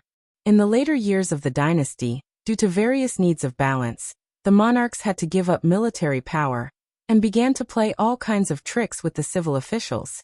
By doing so, it seemed that they could hold great power and know everything about the country. However, if they neglected the importance of military power, the final result was that the civil officials could control the military. Once they met a strong opponent, they would not even have the power to fight back. Moreover, a monarch who did not hold military power could not gain the respect of his subjects. After all, if he did not have any means to intimidate them, why should they be afraid of him? Yang Chendong, who understood this principle and saw through its essence, firmly grasped the military power in his hands. In this way, he had the power to change the situation at any time, hanging a sword of Damocles over the heads of the civil officials. As such, they had no choice but to obey. Not only did Yang Qindong do this, but his descendants also had to do this in the future. In this way, they would not have to worry about the collapse of the country. Even if something irreversible happened, at least they would have the ability to protect themselves. With such understanding and deep thinking, how could Yang Qindong change his decision just because of the clamor of some scholars? Since the policy had been set, it would not be easily changed. Not only that, Yang Qindong did not intend to let go of those scholars who were clamoring and picking on him. Not to mention that he was a person who would not rub sand in his eyes, but he was still able to distinguish between right and wrong. What? You're eating my salary and living in the house that I built. How dare you come back and criticize me? With Yang Qindong's authority and influence in Yangxia, they were already so presumptuous. It could be imagined that if his descendants were in this position, they would be even more rampant, right? If it was a more cowardly heir, wouldn't he be eaten by these so-called scholars? If he did not find something for these people to do and let them know that the horse lord had 3 eyes, he was afraid that such things would only happen more and more in the future. Beta Persei, send a telegram to City Lord Yu Qian and Yang Wu. Pick out the people on the list and let them form a temporary diplomatic group. Allow them to go to the camp of the king of the 3 provinces, Zhu Huiyan. Also, tell them that I can do as they say without using a sword or a spear. Then, I need them to influence the king of the 3 provinces, and let them urge and force Zhu Huiyan to surrender unconditionally immediately. Otherwise, no one can guarantee what the consequences will be. Beta Persei took notes with a pen at the side, but as he wrote, he laughed out loud. This was clearly a means for the young master to deal with these scholars. It was simply impossible to make the other party surrender unconditionally. The king of the 3 provinces, Zhu Huiyan, who had hundreds of thousands of soldiers, was not the kind of person who would wait for death. If he was, he would not have harmed his eldest brother and 3rd brother to seize power. However, in Beta Persei's view, this was a good thing. Who asked those scholars to criticize the army when they had nothing better to do? Did they really think that they were in the Ming dynasty? Did they really think that they were those imperial censors who could make a rumor about anything? And even if there was an accident, they would not be blamed for it? Now I'm asking you to negotiate with Zhu Huiyan, the person who killed his brother. If you have anything to say, you can say it to him. But remember to be careful. Don't provoke the other party and end up angering him. If that happens, even the gods won't be able to save you. When Beta Persei was trying hard to hold back his laughter, Yang Qindong spoke again. Send a telegram to Deputy City Lord Luan Shaoqian. Tell him to keep an eye on this matter. If anyone on this list dares to not go, they will be stripped of their official position and will never be employed again. Their descendants will also not be able to be officials for 3 generations. Yang Qindong was worried that these people would play tricks when they saw the real move, so he came up with such a punishment system. Don't underestimate these so-called scholars who boasted of being virtuous and virtuous. Pick out one of them and put them in the future. They would all be at the level of emperors. Especially when it came to pretending to be dead, they were all top-notch experts. If they didn't set some bottom lines, they would really come up with all kinds of tricks. The telegram flew straight to Crimson City, and soon appeared on the desk of the City Lord of Crimson City, Yu Qian. Not only that, but Deputy City Lord Luan Shaoqian and Yang Wu of the Yang family also received the same telegram. The telegram was made public, and had no intention of keeping it a secret. In just half a day, the news had spread everywhere. Dong Chuanfu, who was named in the telegram, had a gloomy expression on his face. In his office, Yan Lianshui, the deputy director of the grain department, was crying and complaining with tears and snot running down his face. Elder Dong, they clearly don't see eye to eye with us. They think we're talking too much, and want to make an example out of us. As our leader, you must speak out against it. I don't want to face the king of the 3 provinces. I heard that this person even killed his brothers. He's a demon king. Yan Lianshui fully displayed his acting skills as an award-winning actor. His face was full of pitiful, and tears flowed freely from his eyes. Those who didn't know would think that he had suffered a great grievance. When he said this, Dong Chuanfu's face became even uglier. What did he mean by being the leader? He wasn't going to take the blame for this. Thus he said coldly, "Deputy Director Yan, pay attention to your status. This matter was voluntary from the beginning to the end. No one forced anyone, let alone being the leader." After this reminder, Yan Lianshui realized that he had said something wrong and quickly corrected himself. "Yes, Elder Dong is right. We were willing. However, our intentions were good. We didn't want to see the 5-star army brutally kill people. There's nothing wrong with this. Now you want us, the civil officials, to persuade the king of the 3 provinces to surrender? This is an impossible task. Perhaps we won't be able to return. Elder Dong, you are someone whose city lord you personally wrote a letter to invite. You have a lot of face, so you must report this matter truthfully." Humph. This time Dong Chuanfu didn't say anything to refuse. He was indeed summoned by Yu Qian from the southern Ming dynasty. At that time, he was just an unsuccessful 7th-rank imperial censor in the southern Ming dynasty. He was getting older and older and was about to die. At this time, Yu Qian sent someone to deliver a letter to him. He thought about the current situation and saw that Bugnam of Gojoseon was going to replace the great Ming dynasty. Thus, he made the decision to join the southern Ming dynasty and become the deputy chief. In reality, it wasn't just Dong Chuanfu. In the entire Yangxia dynasty, there were many people like him. They were all invited by Yu Qian or their colleagues who had been officials in the great Ming dynasty. However, these people had a common characteristic. Whether it was in the southern Ming dynasty or in Baiming, they were the type of people who weren't used in important positions. Otherwise, they wouldn't have abandoned their families and come to the Yangxia dynasty. After all, in the eyes of many people, the great Ming dynasty was the orthodox. Dong Chuanfu, who was personally invited by Yu Qian, was very proud of himself. Relying on this, even the head of the Ministry of Ethnic Affairs, his immediate superior, was rarely in his eyes. Now that something had happened, he naturally had to ask Yu Qian for help. "All right, I'll go look for City Lord Yu now. All of you just stay here quietly and don't say anything that goes too far." Dong Chuanfu stood up from behind the desk and tidied up his clothes. Under Yan Lianshui's admiring gaze, he walked out of the office. The main responsibility of the Ethnic Affairs Department was to adjust the conflicts between the various ethnic groups in order to achieve harmony. In the end, they would eliminate the barriers and become one family. Just from this point alone, it was a very important department.